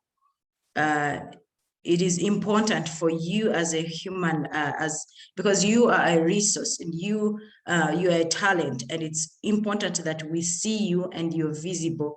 If you keep your CV in your desktop or behind somewhere, no one is going to see it. So it's important that you be informed and then also be visible. And then the other initiatives, the Skills Rwanda brand. So if you follow any discussions that go around Skills Rwanda, these are meant to give you information about opportunities either in business, funding, career growth, and many more. And then the other places you can also find news or information of what jobs are happening, where the jobs are happening, or what the employment sphere looks like. We have the employment service centers. Those are the Kigali, Mpuye, and Musanze. Those are employment centers that provide information about, prospects, how you prepare for your career. Also, they have these are information centers for you to utilize. And you can also check out agencies. Recruiting agencies also have these aspects where they help students and also have information about how you prepare for your job prospects. And those recruiting agencies, I think you know them. If you don't know it, Google is always your place. We have NFT, we have Job in Rwanda, we have, those are so many resources that are available. The fact that you can have internet access and a computer, that is a head start. Thank you for the answer. I think we are very privileged to be in this generation where there's so much innovation and technologies are available and accessible to all of us in order to help us in various ways. And I think she's mentioned again, it is important for you as a student to be proactive in learning and researching, because there's so many opportunities. I think she could not even mention all of them, but you need to go out there and search for them and know which one would be appropriate for you. But the resources are there. So whether COVID is there, or sadly enough, or unfortunately, if another pandemic rises, we still have resources to help us mitigate these challenges and at the end be successful in our pursuit. So Karine had raised up her hand. I think she would like to also contribute to this conversation in one way or another. You may have the floor, Karine. Thank you, Chebet. I wanted to compliment my fellow panelists from RDB. I wanted to respond to that students with a business. It's true, COVID is there. COVID has been there for like a year and a half, maybe. But COVID should not be the reason why she should not, or he should not implement her project. Because we went back to normal business, everybody's working, so she should also think about how to implement her project. So from what my fellow panelists said, I would also mention about that recovery fund. It is there and it has been put there to help people who have, with businesses that have been affected by COVID. But that recovery fund is also changing. There's going to be a recovery fund too, which is going to include new businesses as well. So I think that student is lucky enough because that recovery fund is going to help her, I think. Because the existing one was just assisting those existing businesses. But the new recovery fund is going to assist even new businesses. So there's going to be communication about it, awareness campaign about it when it starts. So very soon he or she will get to hear about it. That's what I wanted to mention. So that person could approach my fellow panelists, or when it starts, that person could also approach BDF that is near to him or her to get more information. Thank you. All right, thank you so much for the additional information. As we get into closing this space, I would like to hear from all our partners. What would you say, or how would you say the bridge, how do you say the bridge, the alignment of the bridge program, contributing to the goals of your various institutions? How is a bridge relevant to what you do as an institution? Maybe we could have that as a conclusion. This panel space, I think, has been quite motivating and educative, but unfortunately we're coming to the end of it. And this is probably a space where you could also have your final remarks. So I would like to hear from Diana from Equity. Hello, Diana, are you there with us? Yes, I'm here.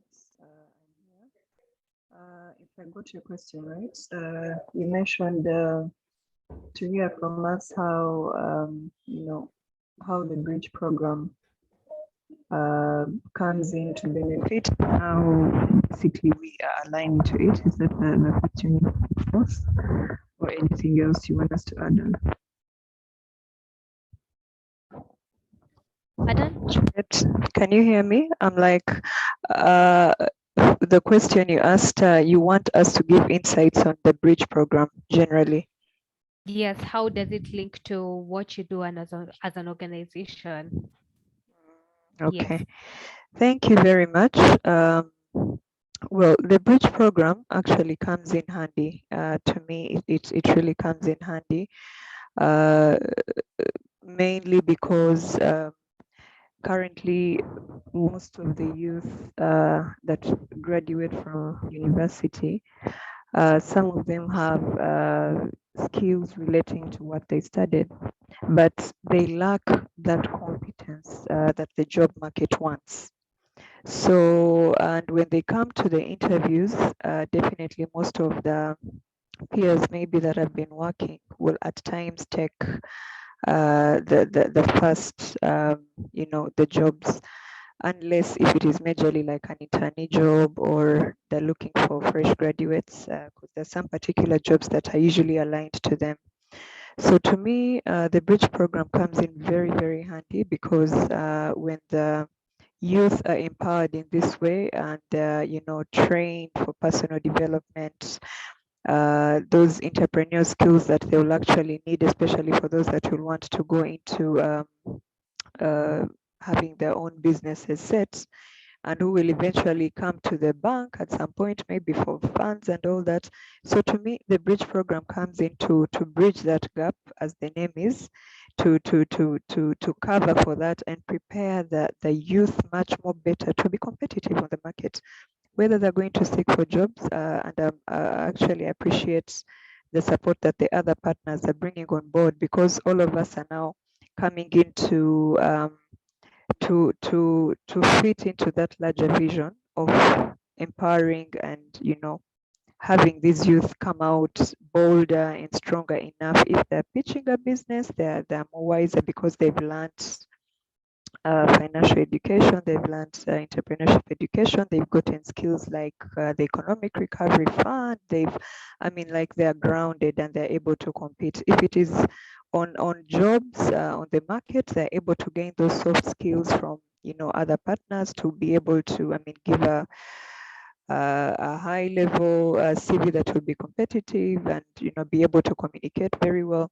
So to me, the Bridge to Rwanda fits in very well, because even the bank, for example, we would like to have youth, because they're much more energetic. They will run and grow the digitization, the strategy that any institution would want to convey. But how prepared are we as youth? Now I'm putting myself in their shoes. How prepared are you? How ready are you to compete and know that we will be taken? So the Bridge program comes in to cover this up, and we are very excited and in a very strong support to make sure that this is well done. And definitely for all the institutions that are here, where there are opportunities, definitely with these youth that are now acquainted with what it takes, the sky will no longer be the limit, but they'll just thrive in everything they do.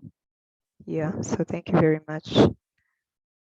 Thank you so much. I think this is a challenge to you, to our participants, to just take some time to reflect about what has been said. How prepared are you as an individual in these things that we're talking about? Because the stage has been set for you, but are you really prepared to take on this challenge?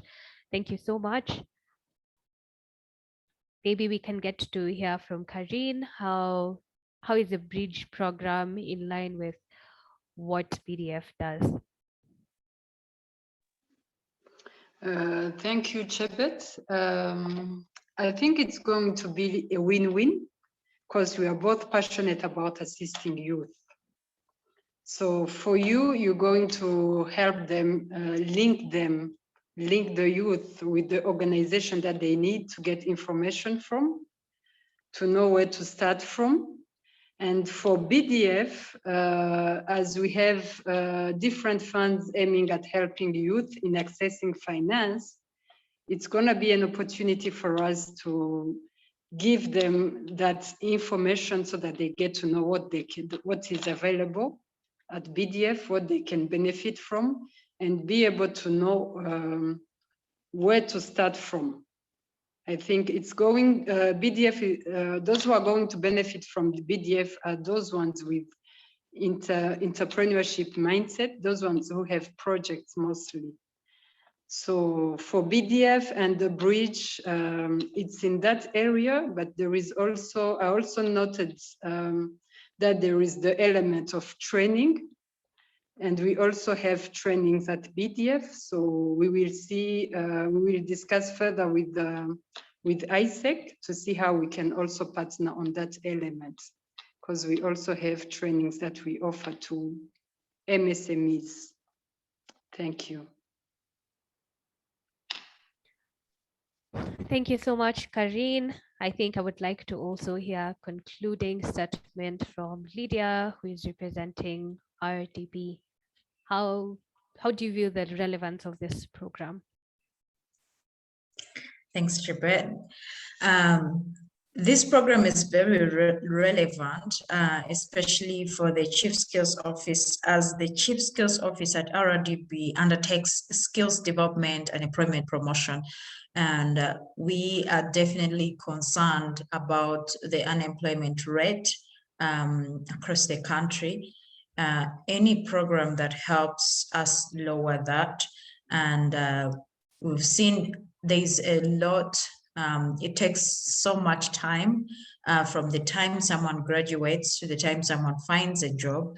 If they can, that time can be lowered, that definitely contributes to the fast tracking of the development of our country, which really is, I think, the solution that the Bridge is providing. And what I'll say even on that is like, since this program is definitely at the campus and it won't be just focusing on the last year or the seniors leaving, but also even those ones who are just joining, just to guide them through the procedures so that by the time they graduate, they are ready to go into the workforce and they have the skills that are needed to join the workforce. That really contributes to the lowering of the unemployment rate and definitely fast tracks the development of our country. It's a wonderful program. Thank you. Thank you so much for your remarks. Then finally, in a minute, Maliki, there was a question that was actually asked on what makes the bridge unique? And in answering this, you could also give us your concluding statements, and then I can finally close off the space. Okay, great. It is unique because that's why we also bringing it. But it is not unique in the aspect of problems, because the first organization to actually bring up the initiative that empowers young people, that has something to do with their career. So, but it is unique in a way that, as I've even said previously, it is unique in a way that, first of all, we first needs, even for whatever things that we're planning to do, we need first to get feedback from various organizations, so that at least whatever approach that we are doing or whatever things that we are doing for students are well aligned with the market trends and needs. So it is unique in terms of the way program is designed. It's not just like we're coming for training, but we're also thinking of how can we be able to not only train or mentor these young people, but how can we also be able to provide life-changing opportunities that contribute to their career. So that's why within the organization, we are much more committed, not only providing trainings and then let them go, but more or less like trying to help these people who are going to be part of the program to at least gain something, to get something, either in form of if somebody has a good business, I think it's what you're going to do is just like link up that person with organizations or helping with the fund mobilization or the start capital of the business. But also not only that, but also for people who are looking for jobs. So as far as also preparation is also concerned. So we are aiming, of course, like to provide trainings, but also making sure that at least we provide relevant opportunities that enhance career development of the students. So as my concluding remarks, I would like to appreciate all partners on behalf of the organization who actually made it and support us in different ways. And especially, especially the ones that we're together here on the panel, but also the ones that didn't also make it to be on the panel, but who are supporting. So to be honest, young people, all we need now, and let me speak on their behalf, all we need is just to be trusted. All we need is opportunities that build confidence.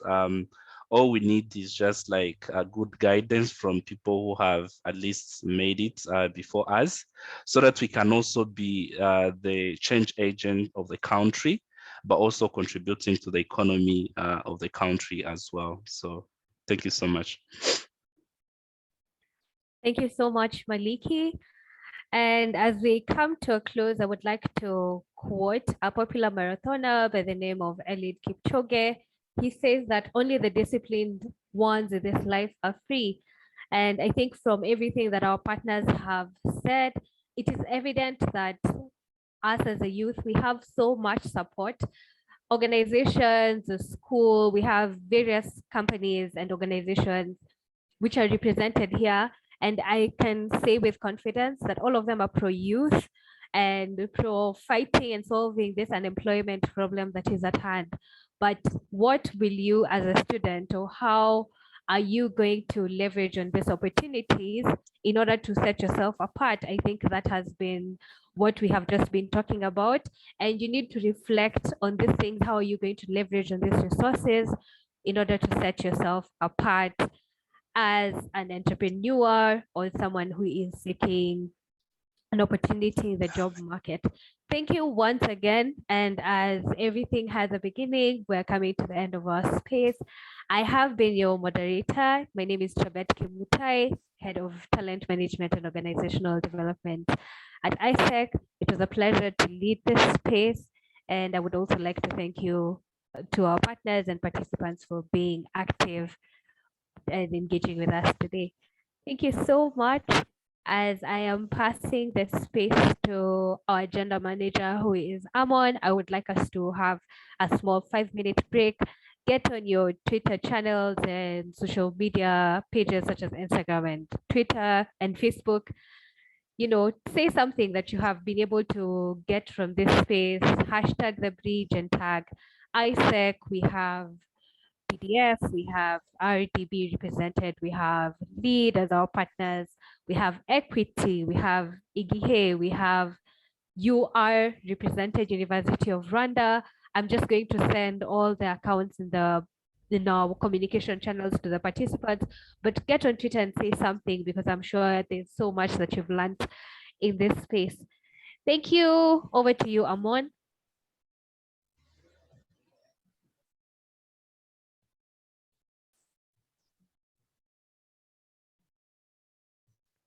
Okay, thank you very much, Abet and the team. I'm very excited for your contribution.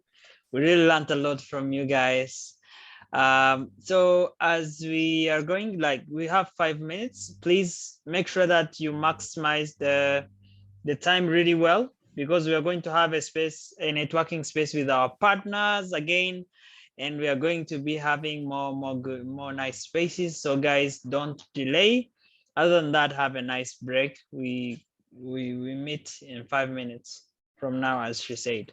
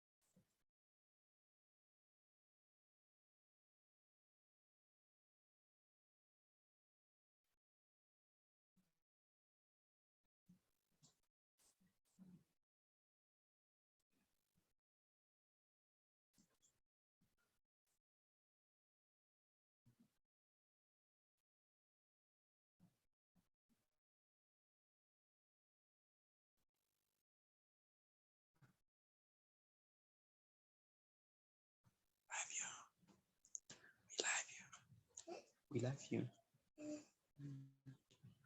Me and mommy, we love you. Me and mommy, we love you. Me and mommy, we love you. Me and mommy, we love you. Me and mommy, we love you.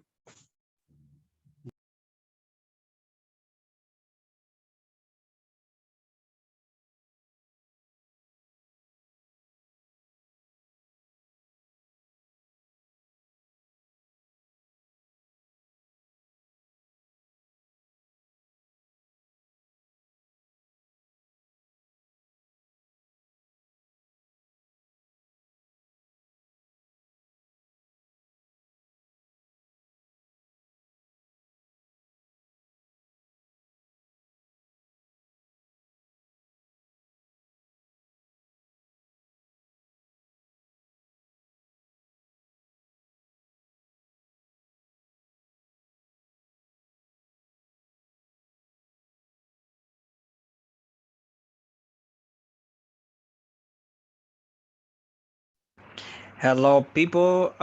Can you guys hear me?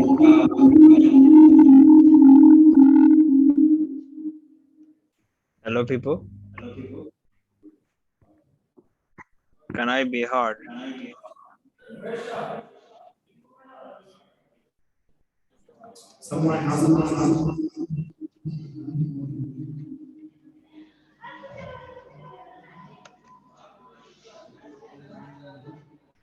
Okay, so in 2 minutes, we're going to start. Please make sure that people are joining back. We are going to start the networking space. I would like to tell people who are the venues, different venues. Please remind your fellow members and fair friends to join so that they won't miss up. All right, so I hope everyone here is now ready. So we're going to have a networking space with our partners. Our partners will be sharing with us.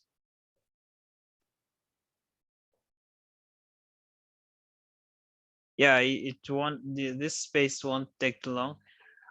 We are going to have a networking space with our partners, and they will be focusing on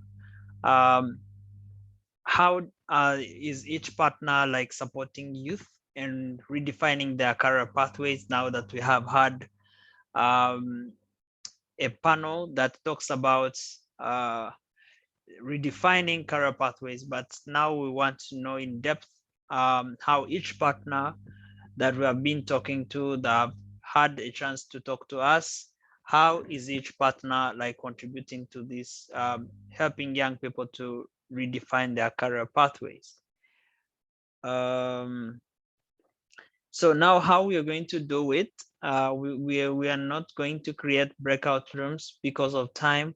So we are going to use, we are going to have our panel speakers. Dana from Equity Bank, are you still here? I want to confirm if you're still here.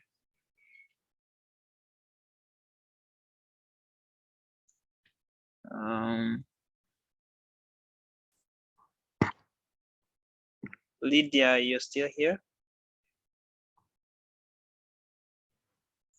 Yes, I'm here. Great. So do we have Karin from BDF?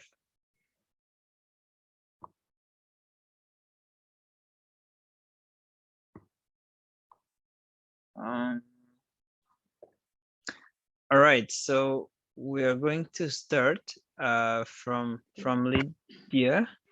I am Amun. Okay, great. So that's great. I hope, Dan, are you here?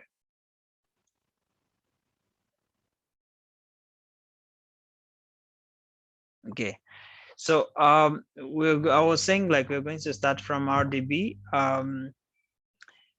Lydia, in your daily operations activities as RDB, how do you support youth in redefining their career pathways? Like how do you do that? You can have a space to share with us how your organization is supporting youth to redefine their career pathways.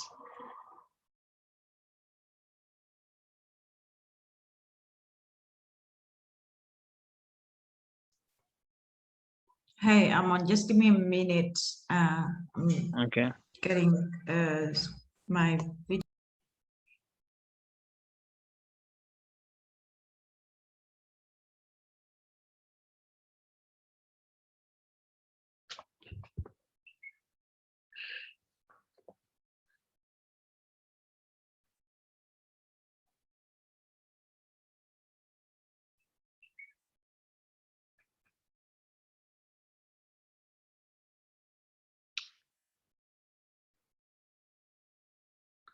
All right, so as she's getting ready, yes, Lydia, can So take off? Yeah. Thank you. You're asking about the initiatives that we undertake at RDB. Yes, how do you support young people in defining their career pathways? So I would say there are different initiatives that RDB supports to make sure that our young people are supported, specifically in the skills office. We do have, I mentioned the Skills Rwanda Career Space Program, which I think if we have enough representation, some of you have seen the sessions. They are available on Skills Rwanda YouTube channel, and those are resources, and we do talk to experts. Those are just to give you information of what's available. And I did mention about the partnership between RDB and LinkedIn. LinkedIn is a global professional platform that we really encourage every Rwandan profession to be present on LinkedIn, because it gives us an overview of what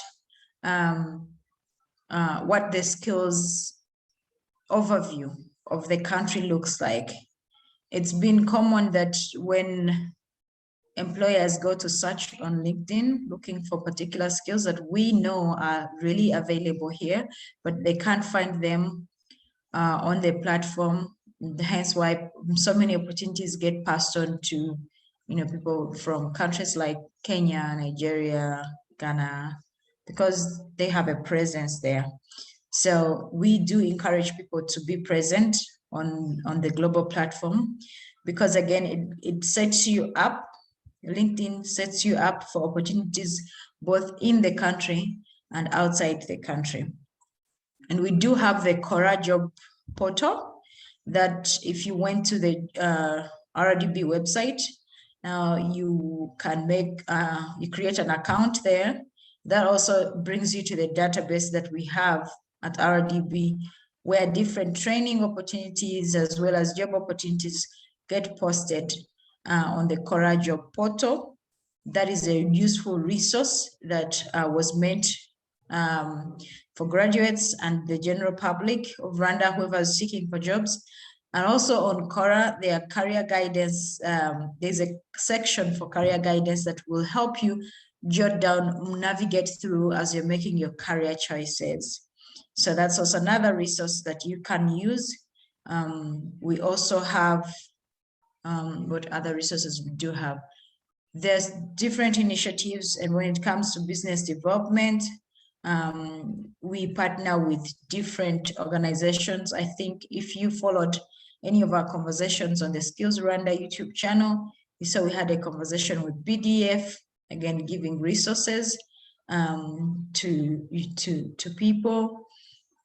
And we do, I also mentioned the employment service centers, and we have one in Kigali. We have one employment center in Musanze, another one in Huye. Those are also resources for young people to utilize as they set forth for their careers. Those are really helpful.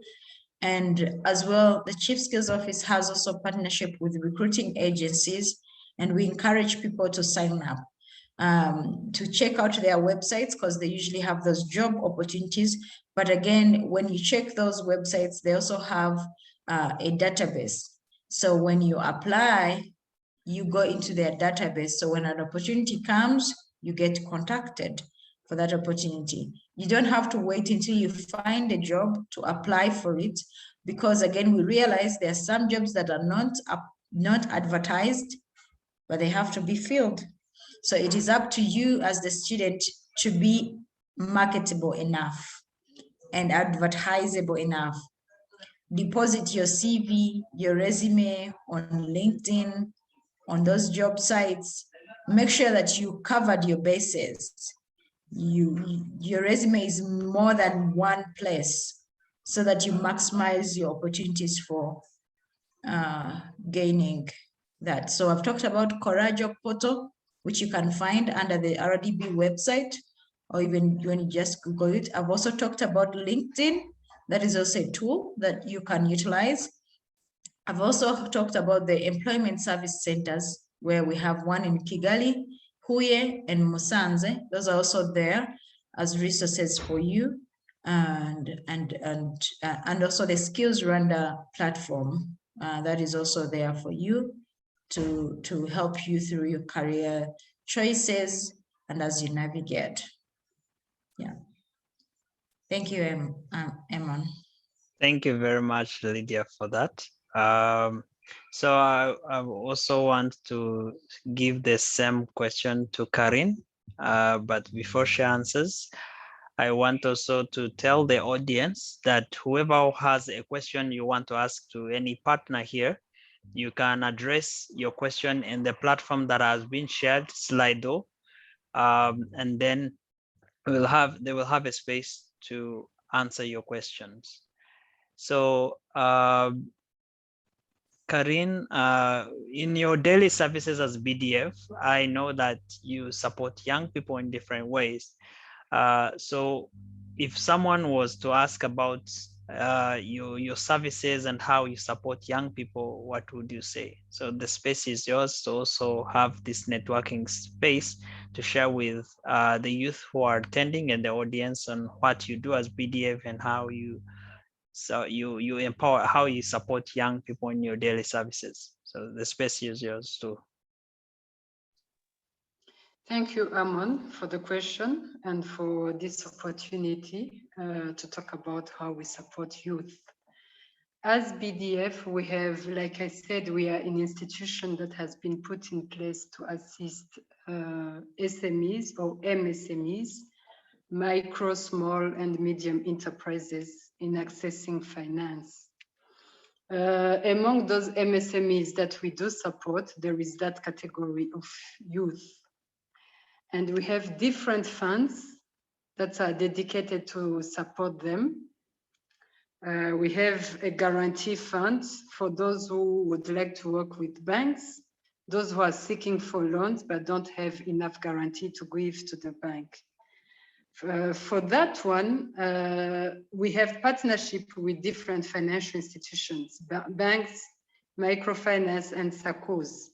So what youth has to do is to approach the financial institution that they want to work with and then apply for the loan. If they don't have enough collateral, it's that bank or the SACCO or the MFI that will approach BDF, because the guarantee is given to the financial institution. So it's the financial institution that will approach BDF on behalf of the youth.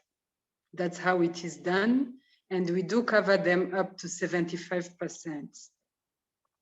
And we have also a product called agribusiness for the graduates who are in the agribusiness sector. And for that one, they have to approach us, to approach BDF directly. And we invest in their business so that they can start implementing their projects. We give a maximum of 10 million at the interest rate of 12%. And in that agribusiness product, there is also a component of 30% grant. It's a performance-based grant, which means they have to pay back the loan well. When they reach to 70%, then we will send them a letter informing them that the other 30% has been covered by BDF. It's a grant, but which means they need to fulfill their conditions well. And we also have a product for those who did vocational schools, what we call TVET, those who work in Agakiriro or even small people. For Agakiriro, it means that they need big machines. So for those ones, what we do, we don't give them money, we don't invest in their business, but what we do, they have to tell us the kind of machine they need or the kind of equipment they need and where they will buy those equipment or those machines, and we buy for them those machines or equipment. So we have two types of products. There is what we call ICPC leasing, which is for those ones in Agakiriro who need big machines. And we have micro lease, For those who are not really startups, they have to be at least 1 year old. And for those who are 1 year old or a bit more, we will buy machines up to 5 million if it's an individual, or 10 million if it's an association or cooperative. So they are still low. Actually, it has changed because it used to be 1 million for individual and 5 for cooperative, but we have changed it. But the difference is that they have to be existing. So it means that they want to expand their business. That's why even the cap is a bit high. So for them, the interest rate is 11%. And they will, if they pay well, they will also get 25% grants at the end. So for ICPC leasing, as they need big machines, for them, the ceiling is at 100 million. And yes, and it's also at 11%. So the good thing with BDF, it's there to support people, but it has also to be sustainable. That's why we do have charges. But if you compare with financial institutions, it's cheaper than financial institutions. And it helps you to at least implement your project, which I think is good. And another thing that is good is the fact that for most of our products, there is that component of grant, which helps them, which makes it easier for the youth to pay back because they are not paying 100%. They are paying at least 70 to 75%. But it means that, sorry, I had put my phone down, but it means that they really have to fulfill the requirements. It's what we call terms and conditions apply. It's not free. There are requirements. That's why I said earlier that they need to approach the nearest BDF to get to know the requirements and start fulfilling them if they want to benefit from BDF products.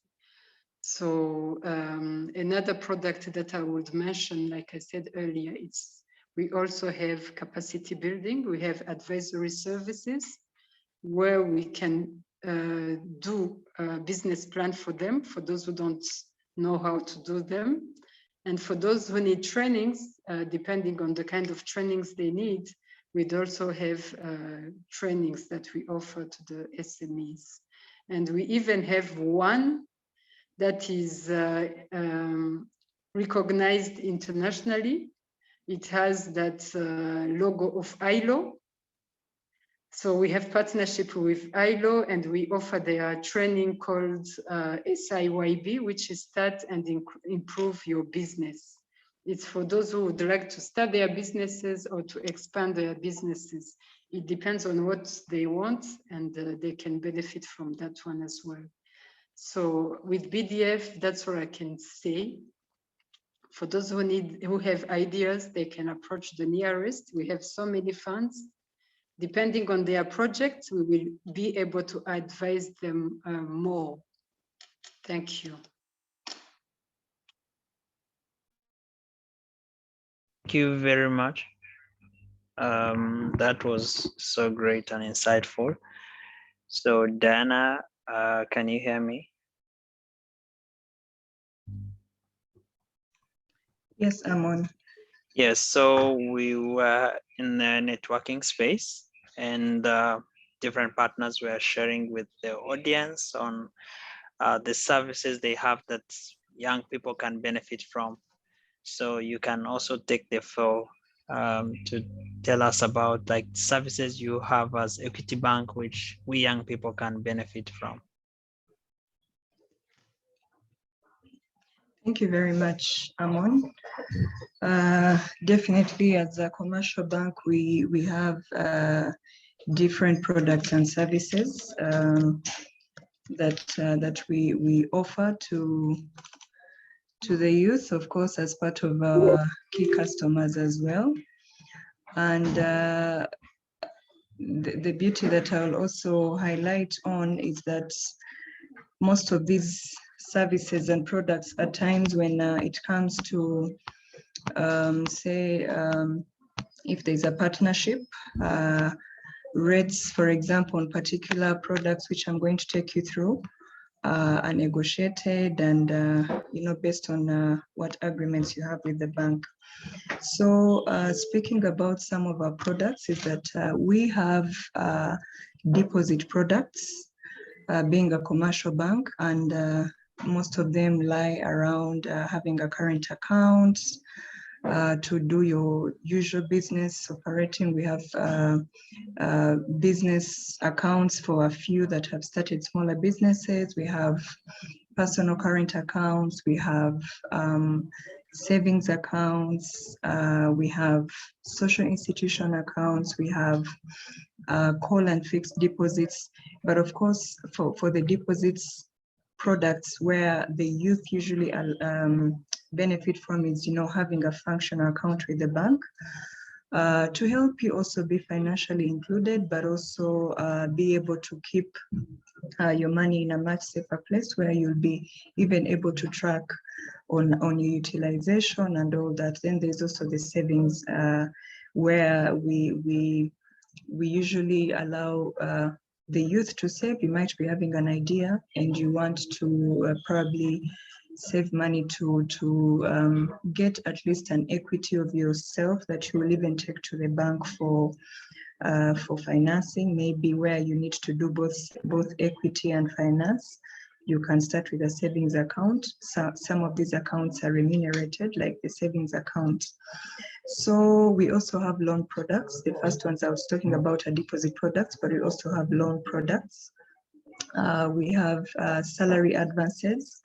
Here I'm speaking to students that maybe have started working and maybe you're having internship and they're paying you, or you have a full contract and they're paying you. You can come and we see what matches you pay, and we give you a salary advance for anything you would want to do.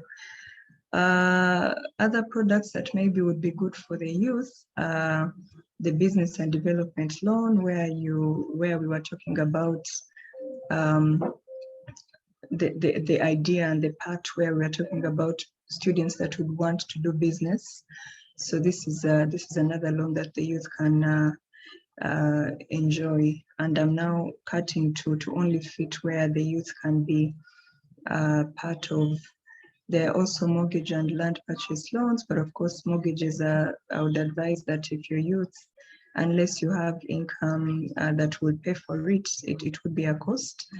Or unless you want to do business out of it to maybe get a mortgage out of your salary, but still maybe rent it out to generate income that will be able to pay for it. So we also have payments products, and these ones are on our digital platforms. I'm sure most of the youth are digital literates, where you would enjoy our easy suits of products.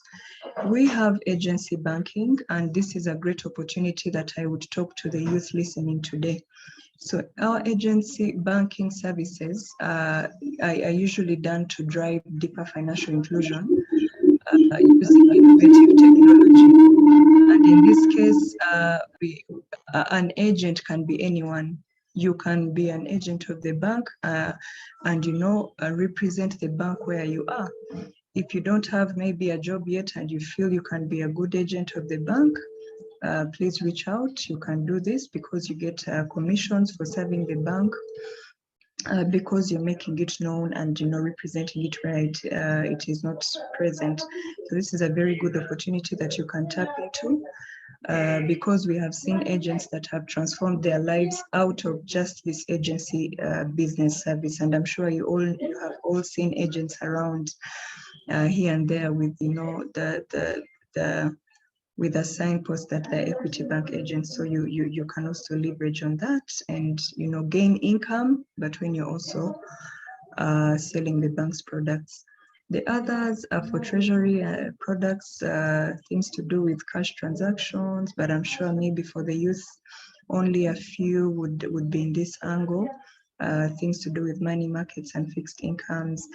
Yes, so Amon in a nutshell, those would be the products I would feel would match the youth. And in addition to that, Youth can also come into groups where you have very good ideas. I'll give you an example. Recently, we had a partnership with one of our other partners, maybe that I won't need to mention, but we had a group of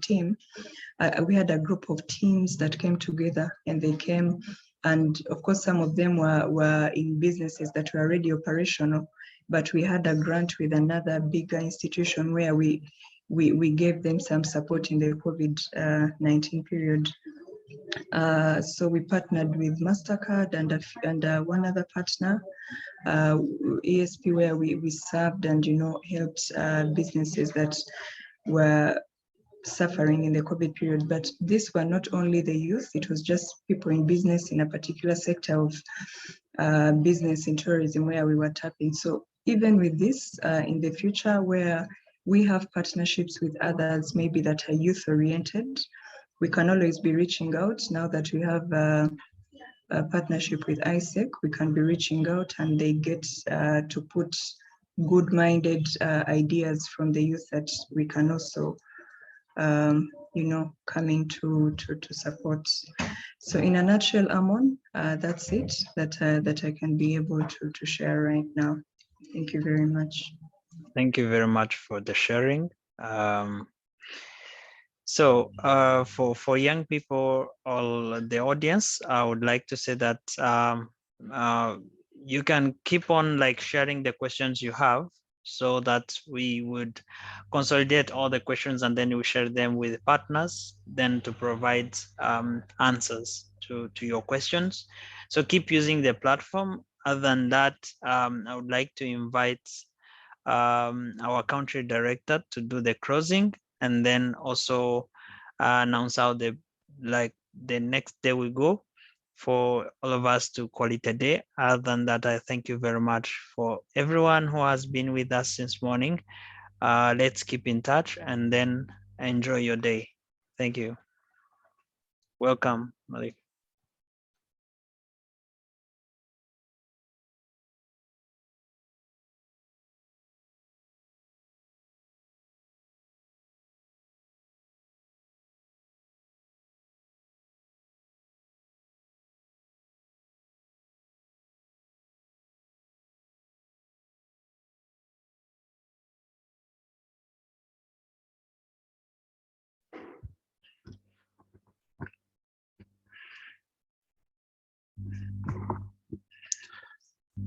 All right, so I hope that I can be heard well everywhere. It's a great honor to have a different representative from different organizations, starting from Equity Bank, RDB, Lead Rwanda, Dot Rwanda, Job in Rwanda Foundation, EGA also present, University of Rwanda. So we appreciate your presence and today's contribution toward this launch has really been significant towards implementation of the Bridge program. And on behalf of young people who are here, I believe that in one way or another, somebody at least have managed to pick up something and they have learned a lot from you. So without taking too much time, I just wanted first to appreciate whoever, starting from the participants, going to a representative from different organizations, media houses present, for the time and support that you have given us ever since we started the program. So we really appreciate. So the launch is not just one day, as you guys already know. So we also we are proceeding by tomorrow. So tomorrow we shall really, we shall have an amazing space. Let me just confirm with that. So it's not going to be more or less like now panel discussions, and it's gonna be different. It's gonna be different recipe. That's what I can say. So we're going to have capacity building spaces where you guys are going to learn more from partners. So basically, we are going to have personal branding workshop. We're going to have a virtual platform workshop where we're going to be more or less like training or sharing trends on how what's some important virtual platforms that everybody needs to know and what are they being used in nowadays. As far as COVID has also taught us that our touch point shouldn't only be physical, but we also need to know how we can leverage on different platforms on to improve our daily life or even like our whatever things that we do nowadays. So we're also going to have a keynote that would be more focusing on 21st century. And also going to have labor market trends and as well as entrepreneurship. So then after, one of the amazing parts, which is competition. Of course, I really like competition. So that's why I am saying that it's really important part of the agenda for tomorrow. So we're going to have an inter-campus challenge, especially for some of the things that has been discussed here from the session that you guys would have received.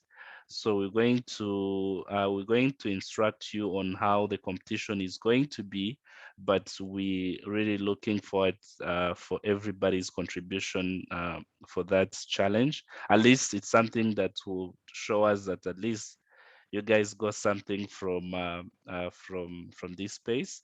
But also trust me, the winner, we need to see the best campus actually when it comes for attentiveness.